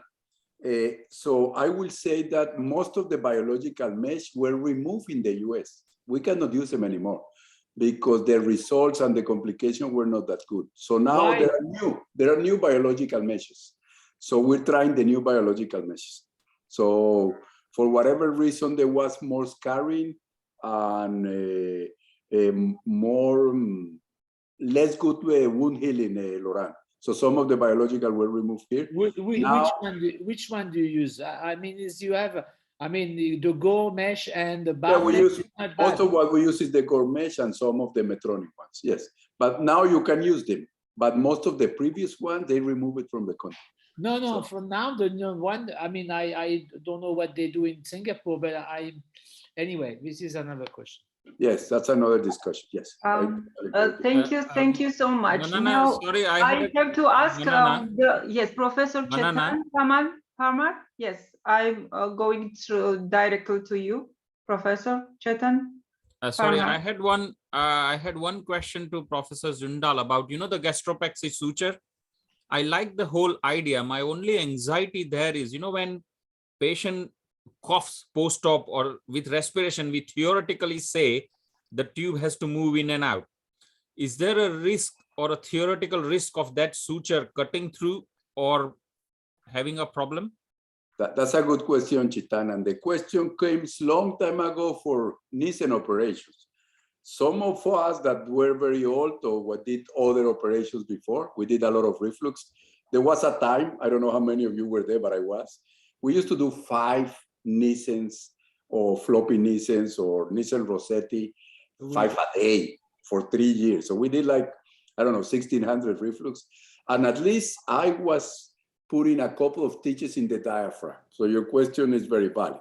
And then Natsoper and Pellegrini came with the theory that when you do your movement in your inspiration and expiration, the stomach and the diaphragm goes in opposite directions.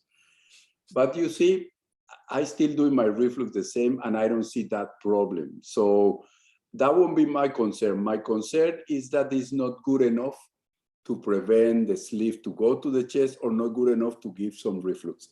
But I don't think with the sleeve specifically, you will have a lot of movement.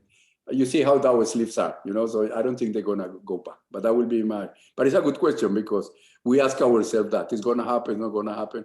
We haven't seen it, but the people who are doing primary, as I mentioned before, 2 in the US, 1 in Colombia, to every sleeve, I cannot wait for the results because we only use it for re-intervention. They do it in primary. So I'm waiting for the results and seeing what happens. Thank you. And only one sub question to that. You know, we all are taught to do posterior repair. In some of the seminars and webinars, this is, I've heard few people even do just anterior repair. So they just dissect the anterior triangle of the hiatus and repair it. Is it theoretically correct, or does anyone have experience of that? Some surgeons are gonna kill me. Suturing anterior is like the Momentopexy. It's worthless. See? So I will say this. A real repair of the hiatus has to be posterior. But, disclosure, if I put a couple of stitches there, and I already see my esophagus is angulation a little bit, yes, and it's still a big hole, I will put a cosmetic stitch above because it's more cosmetic than anything, because I don't want to put more stitches down there, because I think the angulation of that esophagus is gonna cause more problems than that. So I put a couple of stitches, and then I see what happened with that's what I always keep a bougie in place when I close my hiatus. Some people remove it. And I also, and this is weird, and we can have a discussion then with you guys, I only close the hiatus after I do the sleeve. People love to do it before. I do it after. And the reason I do it after, because now I can see exactly what is the size of my stomach, what is the size of the hiatus, and then I repair it. So yes, I mean, I bring the stomach to the abdomen, etc. But the repair, I do it until I finish the sleeve. Then it gives me a better approach. And from time to time, you need to put an anterior stitch, understanding that that anterior stitch is not the one who's gonna halt or treat the hernia. So it's like a cosmetic, because I couldn't put more stitches posteriorly.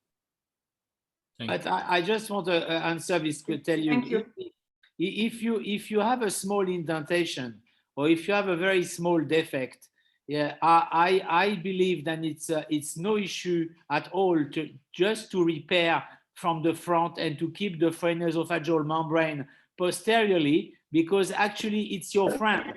If the hernia is big, obviously you dissect completely front and back. But for this, and I don't know who asked this question, it is very valid to just do the front repair for small defect. I'm sorry, Nathan. Okay. If we continue the same question to our experts, I would love to ask first Chetan Parmar. What do you think about that? Complications, if you faced them, how you did just about management, if you had already. For reflux after sleeve? Yes. Yes, I think Yes. thank you, Manana, for the question. I think that algorithm which Professor Jindal said, the points that Lauren mentioned, we kind of covered everything already, so I don't want to repeat it. The only thing in my experience, I would say normal anatomy and reflux, the go-to operation is Roux-en-Y. The only other thing for me different is if no reflux but poor weight loss, I would prefer a mini gastric bypass compared to the Roux-en-Y. I think that's probably the only additional difference. But yes, if it's reflux, then Roux-en-Y. No reflux but poor weight loss, mini. There are some papers which show that a sleeve conversion to Roux-en-Y is better for reflux control and not really that good for additional weight loss. But Chetan, I agree. 90% of my revision sleeve is up to MGB. Yeah, and I think there are some. Yeah, and I think there are some papers which do show same thing as I mentioned, that Roux-en-Y doesn't give additional weight loss as well. So I don't know what. Yes, but this question goes to the reflux, because additional, I think it's another type of the question. And that's why let's continue. And my question goes to Mohammed, Professor Mohammed Kirman Saravi. What is your experience, Professor? I should recommend to do esophageal manometry. In any case, we are going to convert from a sleeve gastrectomy to room-wide gastric bypass, because in presence of any esophageal dysmotility, may we have a failure of GERD improvement after conversion. So I recommend to do esophageal manometry before decision of conversion. But how is it going to help? How's it? Your question. It's interesting you say this, because okay, you do the esophageal manometry, and how is it going to impact your management? We have some patients. Good question, Professor. Thank you. We have some patients that we have failed to improve their GERD after conversion. I think we have the patients may have achalasia or pseudoachalasia, and we should do myotomy in addition to Roux-en-Y gastric bypass, in addition to conversional Roux-en-Y gastric bypass. It's mandatory to do esophageal manometry. I disagree with you completely. I tell you why. Because you probably don't have the same experience than the lab band patient, and we have thousands and thousands of patients. All the band patients, they do have a dysmotility disorder when you have to remove the band, or almost all of them. And I am almost certain, without having any evidence, then sleeve patient, because they have some kind of a difficulty of going through the esophagus, he has to pump a lot more, and you will find a lot more dysmotility disorder in the result of your esophageal manometry, and you might have to, and if you stay in this ID, you're going to act and do too many seromyotomy, and in fact unnecessary one. Thank you. Thank you very much. There is any our experts here who I did not ask? No. Okay. I think we should go to another question. Professor? Maybe who is asking another question? It's may I continue or? Manana, so much thanks, really, and appreciable, and you did your best. And now we will go ahead, and Erin Tashkin, Professor, over to you, and continue your debate, and it is really going to be interesting. Hello, thank you, Imran. And I want to continue the discussion with the weight regain issue, actually, because I think it's the main problem after sleeve gastrectomies, and why maybe the sleeve gastrectomy might be abandoned in the future, because now we are doing the sleeve as a primary procedure. I want to ask Professor Zundel this question. How many of weight regain patients do you have? Because I think you have a big experience after thousands of sleeves.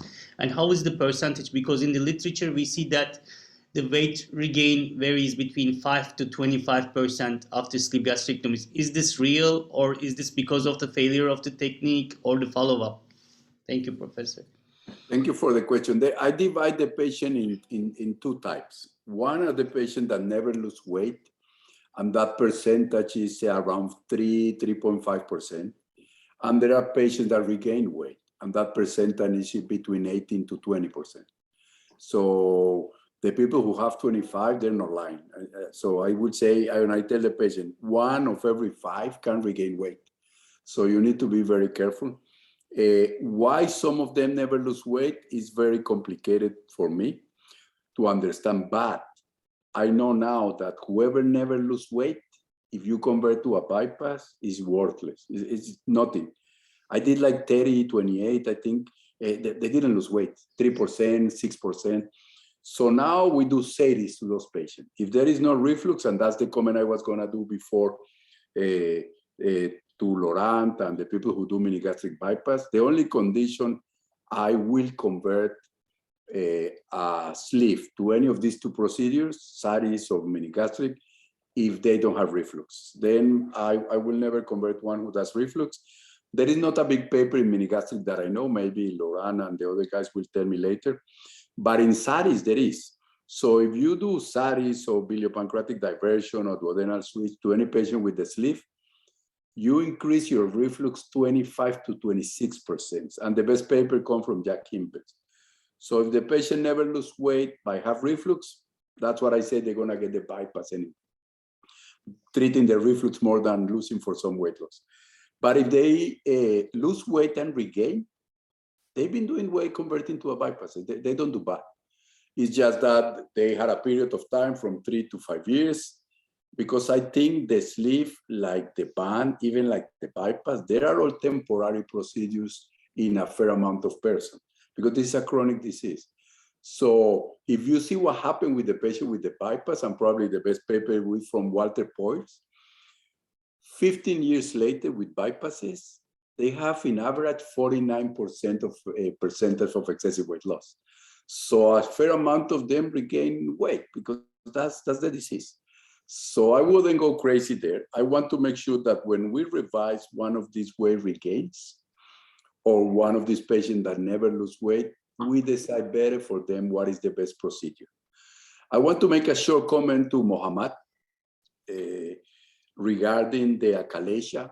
I've seen it before. They're very, for us, I've seen it like in 1% of the cases. Different with the band, like Lauren mentioned, the band causes a stricture, the band causes a capsule. So manometers with the band are worthless. They don't give you any information. So I agree with Laura. But in the sleeve, they can give you information. So I do them there. And if I have achalasia, I do POEM. This is the only cases I do POEM. I don't do POEM for achalasias, but POEM in a patient that with a bypass, that is a perfect POEM, because it's going to be very short, and it's going to be much easier than do a myotomy while you do a bypass, and then you will be concerned them for leaks. So then you have an option to mix surgery with endoscopy that I think is the way of the future, as I mentioned before. That will answer your question. Thank you. But would you consider doing sleeve after POEM? Would you ever do a sleeve after POEM? You mean if you have an achalasia, you do a POEM, and then you need some more bit of it? Yeah, you see, I mean, the difference between doing achalasias outside the US and inside the US is that every patient I did the Heller myotomies in Colombia or in other countries outside the US, the patient were 50 pounds, 60 pounds, 70 pounds. The achalasias in the US, the patient can be 200 pounds, 300 pounds. They don't lose weight. You know, I don't know how they do it, but they don't. So your question is very valid. But if you have a patient that you did a previous POEM and then they come for you, I mean, depends how much time happened. If the time that happened is long, achalasia for me, it's not a contraindication for the sleeve if it's treated. But achalasia, I'd rather go with the bypass if possible. But remember this, if you did POEM, the chances of having GERD by POEM itself is very high. It's from range from 30-something to 40-something. So I'd rather do a bypass. That will be my answer. Bypass is less pressure, will treat some of the reflux. So I'd rather do a bypass for those patients. Okay. I wouldn't say it's contraindication of the sleeve, but I'd rather do a bypass. Thank you very much. And I also want to ask Dr. Layani, Professor Layani, about his experience of weight regain, and also how much time frame your patients regain weight, like after surgery, like 2 years, 3 years, and would you wait for some time if the patient regains some weight and observe the patient and do the revision afterwards? Well, I think as Nathan mentioned, you have the one that has never lost any weight, which is not so common.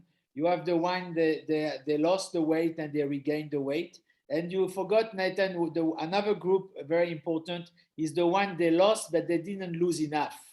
So means that the one they were, for example, 190 kilo, and they are coming to see you. I have my sleeve in Lebanon, I have my sleeve in Syria, I have my sleeve there, but now I'm 140 kilo. So I was from 190 to 140. So the one they want more, fair enough. I think on average, if you talk about overall, I will think maybe 25% of patients will regain weight in the next 4 to 5 years. So it's quite a lot, 1/4 of patients. The majority of patients I reoperate are maybe because of my presence in the country, are often from somebody else. And you see the one coming to see you because, you know, how are you? You operated me in 2016 when you just arrived. So it's all about how long you've been in the area. But the majority of the patients will have been operated outside. It doesn't really matter. It's just a matter of you don't really know if the technique has been good, and sometimes it's the sleeve is normal. Sometimes the sleeve you think it's not even having never been touched the stomach.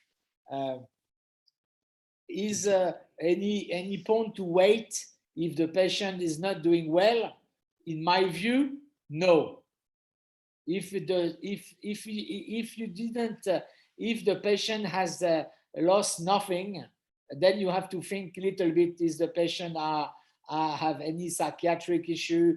It's very rare, Nathan, to have a sleeve patient which lost nothing. I think this is rare.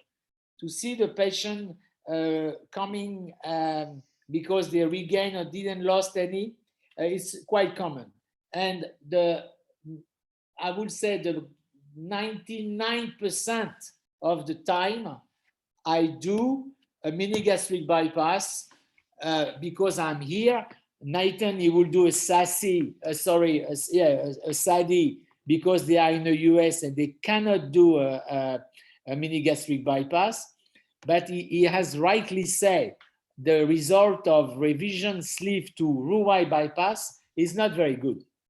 So the unique thing I have learned with my experience is the question is, do you change the way you do your mini gastric bypass? And the answer is yes, in a way. I believe revision patients need more exclusion as a principle. You know, Imran, you understand what I'm saying? Yeah. I think this patient, they need more bypass than the normal patient.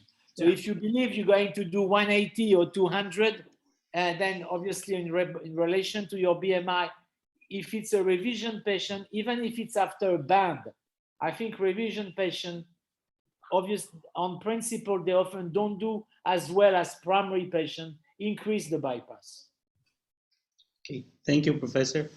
Also, I want to ask Chetan about this. Do you think that when we are preparing the patients, can we choose some patients to operate and not to operate according to their response to weight loss, like preoperative weight loss, when they're getting a medical treatment? And also another question is that, would you ever consider giving a patient a medical treatment before surgery if they regain weight? Because we see a lot of new medications nowadays. As a surgeon, what do you think? Because I know you have a lot of literature experience. Thank you. That's a difficult and a tricky question as well, I would say, Eric. And interesting that you mentioned about pharmacotherapy. We had just in way of publishing our experience with poor weight loss after bariatric surgery, which includes Roux-en-Y and sleeves, and in whom, so these are all patients who have less than 50% excess weight loss or less than 20% total weight loss, who have then additional pharmacotherapy, which is liraglutide, which was the only licensed one in UK earlier. I can't give the result, but it's going to be out. So that's something worth looking in. And as Professor Jandal mentioned earlier, I think future is going to be a bit of hybrid management of these cases, like bridging with pharmacotherapy, seeing how the response is, and then deciding. In addition to that, in that same study, they are looking at the hormonal assays as well, the ghrelin response and other hormonal response, to decide which patients will actually respond to pharmacotherapy or GLP-1 analogs and which one will not respond to that. So I think this is something more in future when it will come to post bariatric surgery, poor weight loss or weight regain patients. But I think in if so easy, it should, the abstract is going to be there. So that's something to look out for. What was the other part of the question? Sorry. The other was the weight. Would you be able to see the non-responders before the surgery, before the primary cases, like by looking at their weight loss preoperatively? I think there has been, again, this is a tricky question. There has been a lot of debate and literature about, there is a mandatory 5% excess weight loss in some countries before eligibility for bariatry. In some countries, there is a mandatory 10% weight loss before. I think a lot of evidence did show that the patient who do better before do better afterward, and probably that has to do more with them learning the habits and how to cope. But having said that, recently there have been 2 or 3 good papers which have challenged this old norm that should not be the case, and that is not the case. People still do better. So I think that old concept which was there is going to be very soon challenged, and I think patients will question that. These papers show that you don't need to have that 5% preoperative weight loss and the patient still do better afterward. Why are you telling me to do that 5%, 10% weight loss? So I think that discussion is going to become more relevant soon. I think in both the cases, I think it's the correct selection, not just about the right choice of operation, bit of history, eating disorder, psychology, mental health issues. I think those things will need to be talked about. Okay, thank you very much. And I want to also ask Mohammed about this. What do you think about the future of revisional surgery? Do you think that will it be obsolete in the future, or do we need more techniques, more evolving techniques for, especially for metabolic patients with, like with the advanced diabetes? What do you think about that? I think revisional surgery rates will be increased in future because of the increasing number of primary bariatric surgeries and the failure rate of these techniques. Some techniques such as sleeve gastrectomy may be abandoned in future because of a high rate of GERD symptoms that may be more than reported now, because in more long-term follow-up, the efficacy of some surgical procedures such as sleeve gastrectomy may be decreased, such as the decreasing rate of gastric band now. I think the future is revisional surgery, and every bariatric or metabolic surgeons may know and familiar with all techniques of revisional surgery. Okay, thank you. And my last question is for Dr. Abbas. Dr. Layani told that you have to sometimes tailor the operation for the revisions, like mini bypass, and sometimes when you're doing Roux-en-Y, you have to do longer distalizations. Would you ever touching the pouch more than distalization in the mini bypass techniques for revisions? Because I know that there are sometimes big pouches in mini bypasses and it varies among surgeons. What would you think about that? Erin, this is a good question because this resizing of the pouch is also very important, because sometimes we face, and routinely really I face someone, as Laurent mentioned, so I did this surgery in that country, a sleeve gastrectomy, and you can't believe when we scope, so more than 60% stomach is there. So there was not proper sleeve. So this is the issue. So yes, definite. So it depends on the patient, and if there is a large size or so this is fundus, so we must resize that, and then we go ahead. And personally, yes, I prefer OAGB or MGB here in Dubai. That is in my practice, especially in redo and also after weight regain. If someone is suffering with GERD, yes, then we will go for Roux-en-Y gastric bypass. Regarding this distalization, yes, and also in Roux-en-Y, in such a case, when case is weight regain, and I have decided to do for Roux-en-Y, definite at that time, my BP limb will be more longer than initial surgery. And always we follow this standard. And in redo surgery, and maybe other these mentors are, they are not agree with me, but because I routinely I measure whole length in my practice. In redo, I am asking about redo, and then I decide according to the patient. So patient, because in Dubai, so we face different ethnicities. We have here also vegetarians, we have high protein user. It depends on the patient. I cannot standardize the technique, but patient to patient differs. But yes, we do this. Okay, thank you very much, sir. Professor Layani, do you have any? No, what I find is on average, revision sleeve to MGB, I would say 50% of the patient you re-sleeve the pouch, on average. So 50% of the patient you have to give 2 to 3 shots or even more to do a proper long tube.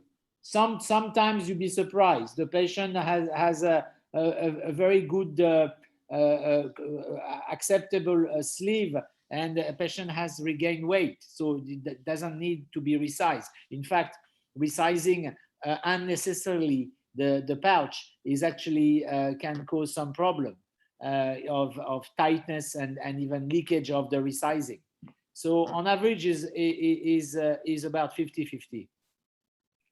Okay, thank you very much, sir. I think yeah, we can move on. thanks. I think Professor Asim Shabir is also here. Professor, have you any comment regarding weight regain after sleeve gastrectomy, and especially usage of medication, and when you will go for surgical intervention? Thanks, Imran. Thanks, Taskin, for that.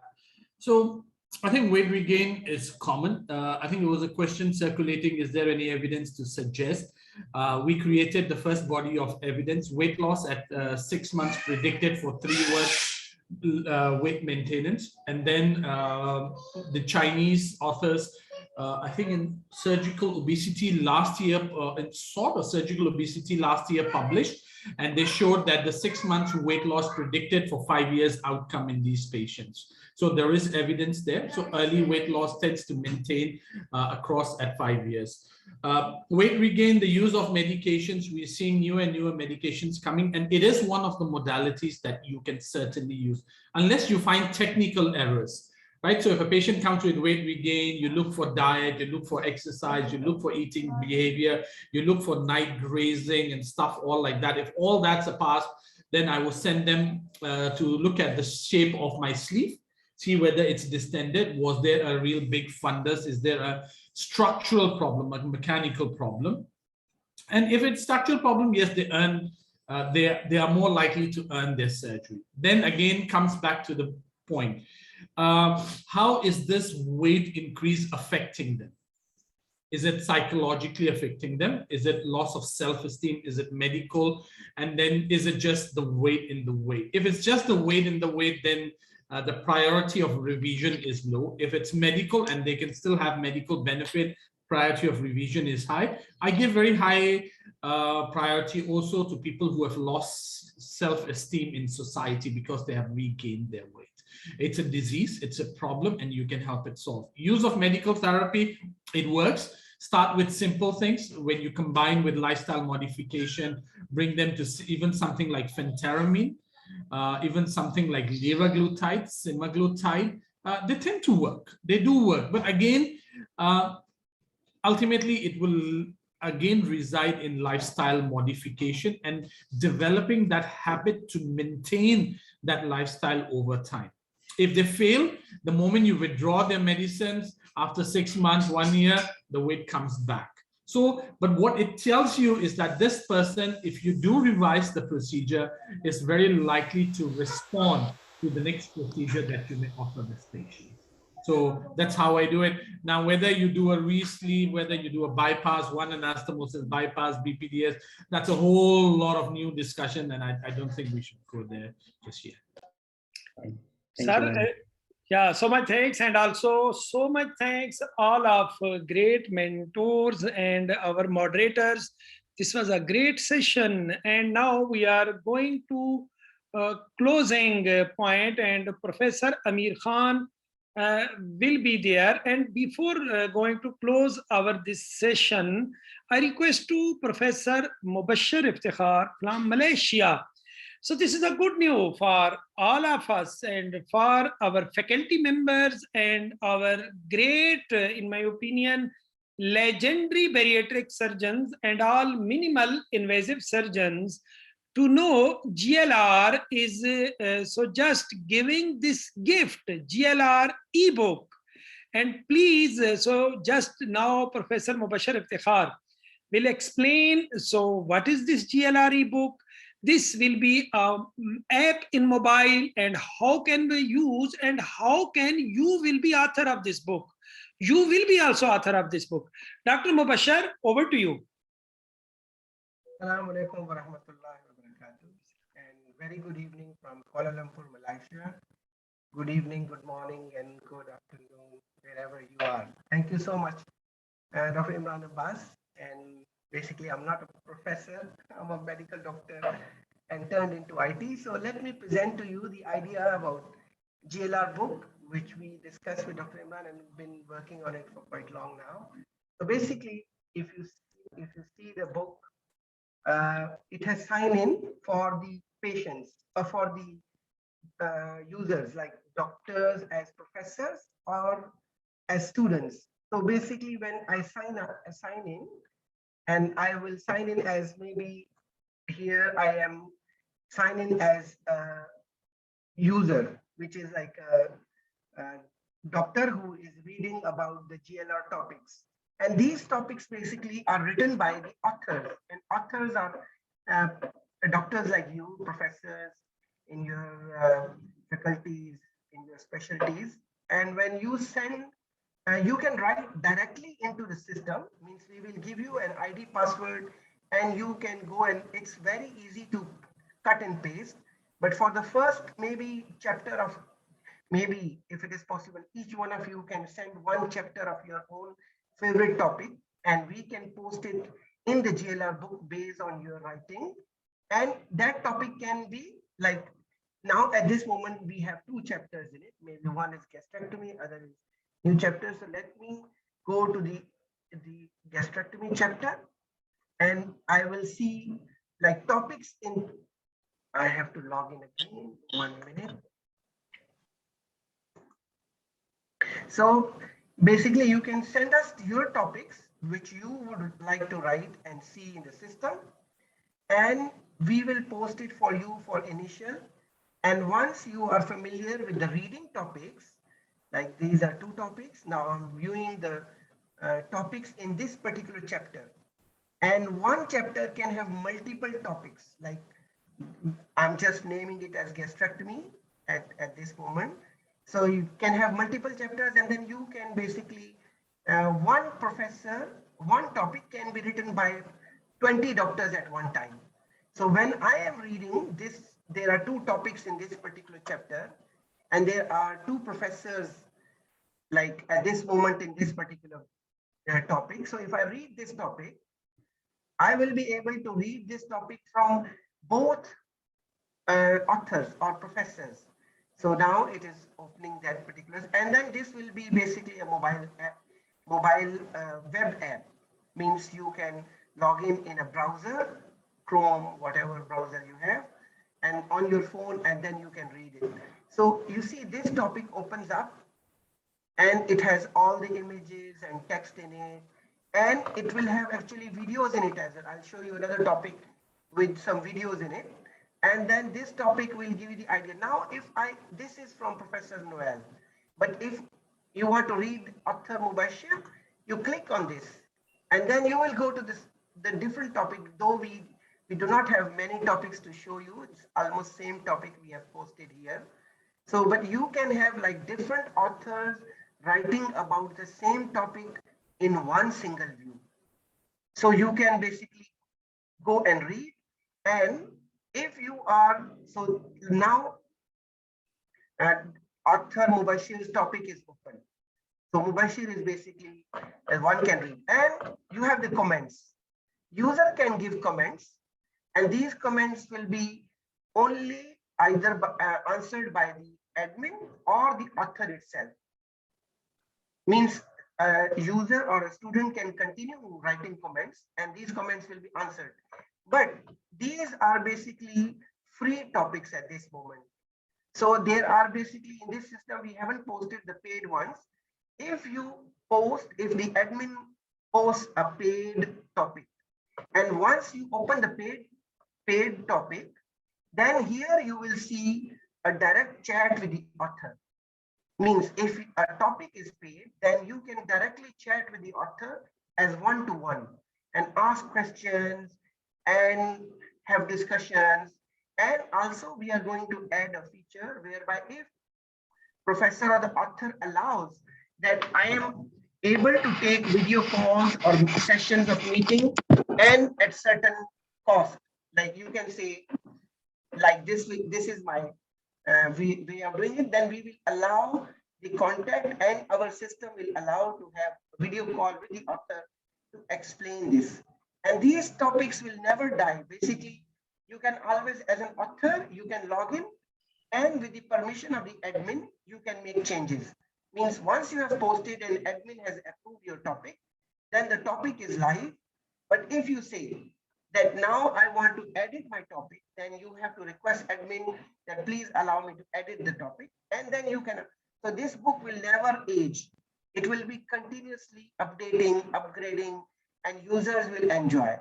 So we have a lot of features in this book, like when they are paid, what they can read when they are free, what they can read when they are paid, what they can have a discussion, have forum discussion, have particular direct questions, meetings with the authors, and if they are free, they can just read the book.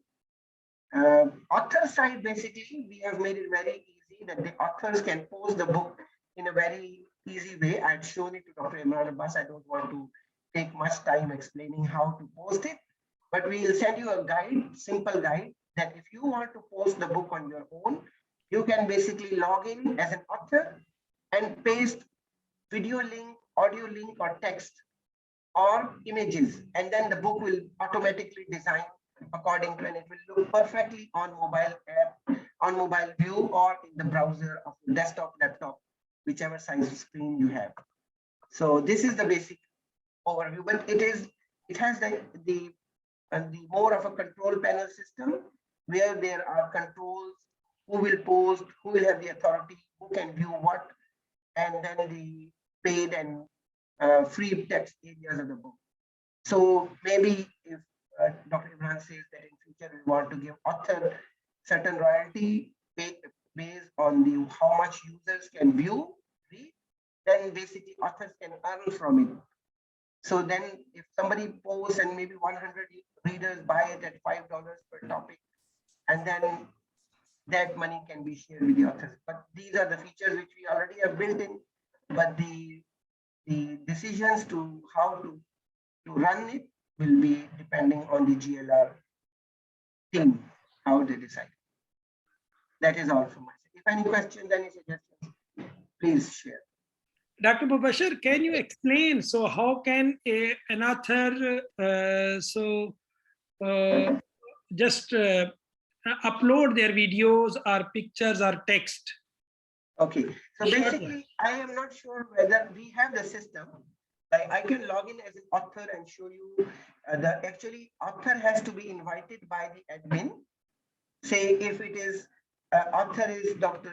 Khalid Aaron Taksin, and if he is invited by the admin to write a topic, then he will log in and he will basically have a simple panel where he can paste text, paste a video, and paste images in it. If you want, I can basically give you an idea, but it is a little bit lengthy because you have to go to the admin side, create the user, create the author, and then ask them to post. But it is very simple. We will send you the manual how you can do. But initially, I suggest Dr. Imran Abbas, all of our respected professors here, they can have admin, they can have author ID, and they can at least start reading the book, whichever file. Like today's discussion, if you compile this discussion in a video format and text format, and based on individual discussion topics, what did they say from the video can be converted, then we can post them into the system, and then authors can basically view and then comment and take this to the next level. Because every individual comment will be separately viewed in the same topic.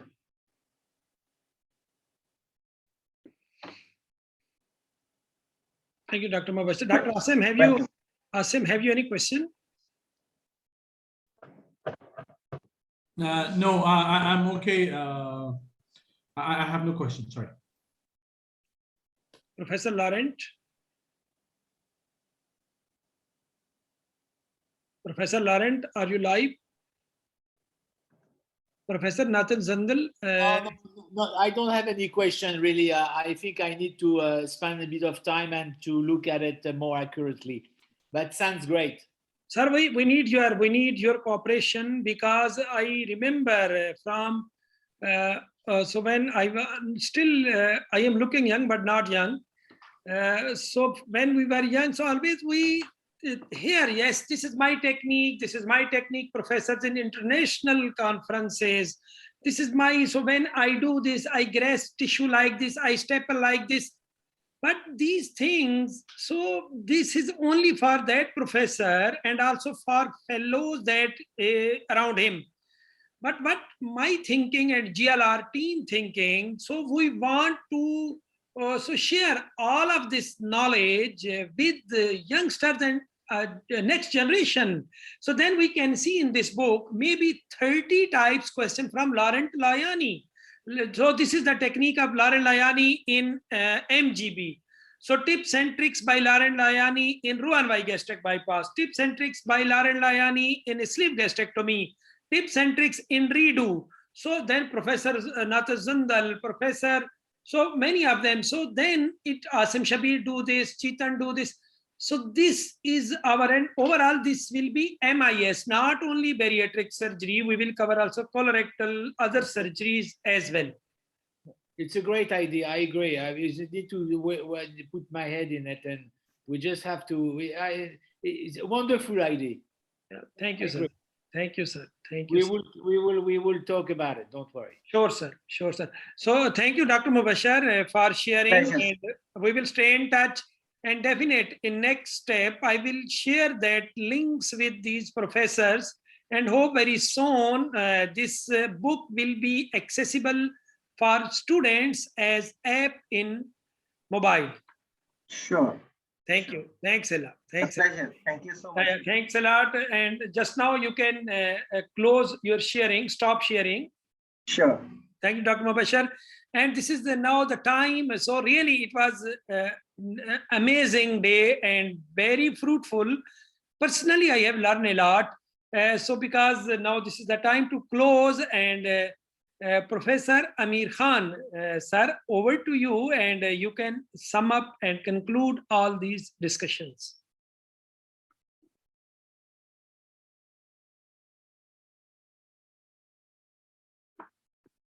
Professor Amir Khan. Sir, can you hear me?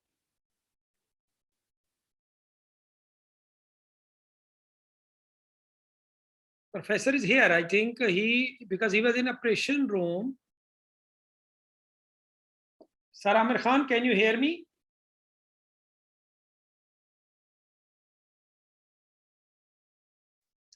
I will check. So where is Professor?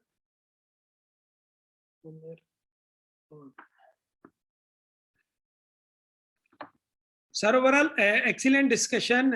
Really appreciable, Professor Nathan Zandal. So at that time, it was 4 a.m. in Miami, and all the day, and on Sunday, and Professor Lauren Layani, Alan Tashkent, Professor Asim Shabbir, Chetan Parmar, all of you, really, Manana Gogol, Tariel, Ramesh, and all of you, Tansir, really Atif, Enam Shami. So it was, in my opinion, a great day, and especially for our team, for GLR, and great discussions. Hopefully Professor Amir Khan will join us, but if we conclude, so we had overall 3 parts of questions in this debate. One was patient selection, second was technical points, and third was post-op complications, or that is the common side effects we can ask, or that was issues that we face after a sleeve gastrectomy. We discussed in detail, and in my opinion, this was we convey our message and share knowledge with our youngsters. If I conclude, so in pre-op, definite patient selection will be at the top. If you select patient, especially my youngsters, if you are going to start a sleeve gastrectomy, please follow these guidelines. If you will not follow, then definitely you will face much more issues. So patient selection, very important. And then this, after that, you can go ahead and technical points. If you want to prevent this leak after a sleeve gastrectomy or bleeding, so please respect the tissue. If you will respect the tissue, selection of proper instrument, selection of, so trocar position is very important. Also that size of stapler is very, everything is important. You must know. And as Professor Laurent and Anatha Zandal also mentioned, so you must know how you so face and deal with the complication. So only stapling or sleeve gastrectomy is not the target. You must know when bleed, what you must do. When there is hematoma, during surgery, what you must do. When there is leak, so you must go. That learning curve is very important. So nowadays, unfortunately, in our areas, so there is less rules, and so someone, so just see some videos and start to staple. So this is dangerous. So this is also dangerous for yourself. And again, in post-op definite, nowadays, so GERD after a sleeve and weight regain, these are the main 2 issues, but you can deal with this. If you select proper patient, if you do proper technical sleeve gastrectomy, there is less chance of also weight regain and GERD after a sleeve gastrectomy. So my thanks, sir, again. And so maybe Professor Amir Khan, he's in operation room and busy. So if you have any comment, please, sir. Thank you. Thanks a lot. Thanks a lot, and have a nice time. Thank you very much. Thank you, Manana. So much thanks. Really interesting and so fruitful meeting. Thank you. Thanks a lot. Thank you. I'm happy to know you, all of you. Thank you very much. Thank you. Thank you, Imran, for organizing things, and thank you for the invitation. And so much thanks. Really, thanks. You are always supportive, always really and encouraging, and we need your support. We need. Thank you very much. It was a great learning experience. Thank you. Thank you. See you soon, Tansir. So Professor Laurent is coming there. Professor will be there, and we will see you soon. Yes, we will be meeting up soon next week, inshallah. Yeah. Thank you. Thank you. Good to see you, everyone. Thank you. Thank you. Take care, everybody. Thank you very much for the opportunity. Have a great time and keep up the good work. You guys are doing a great work. Thank you, sir. Nice to see everybody. Thank you, Imran. Thanks, Lauren, Asif, Thank you. Mohammed, Tyrell. Thank you. Thank you. Thanks a lot. Thank you. Goodbye. Have a nice Sunday. Bye-bye. Thank you. Thanks.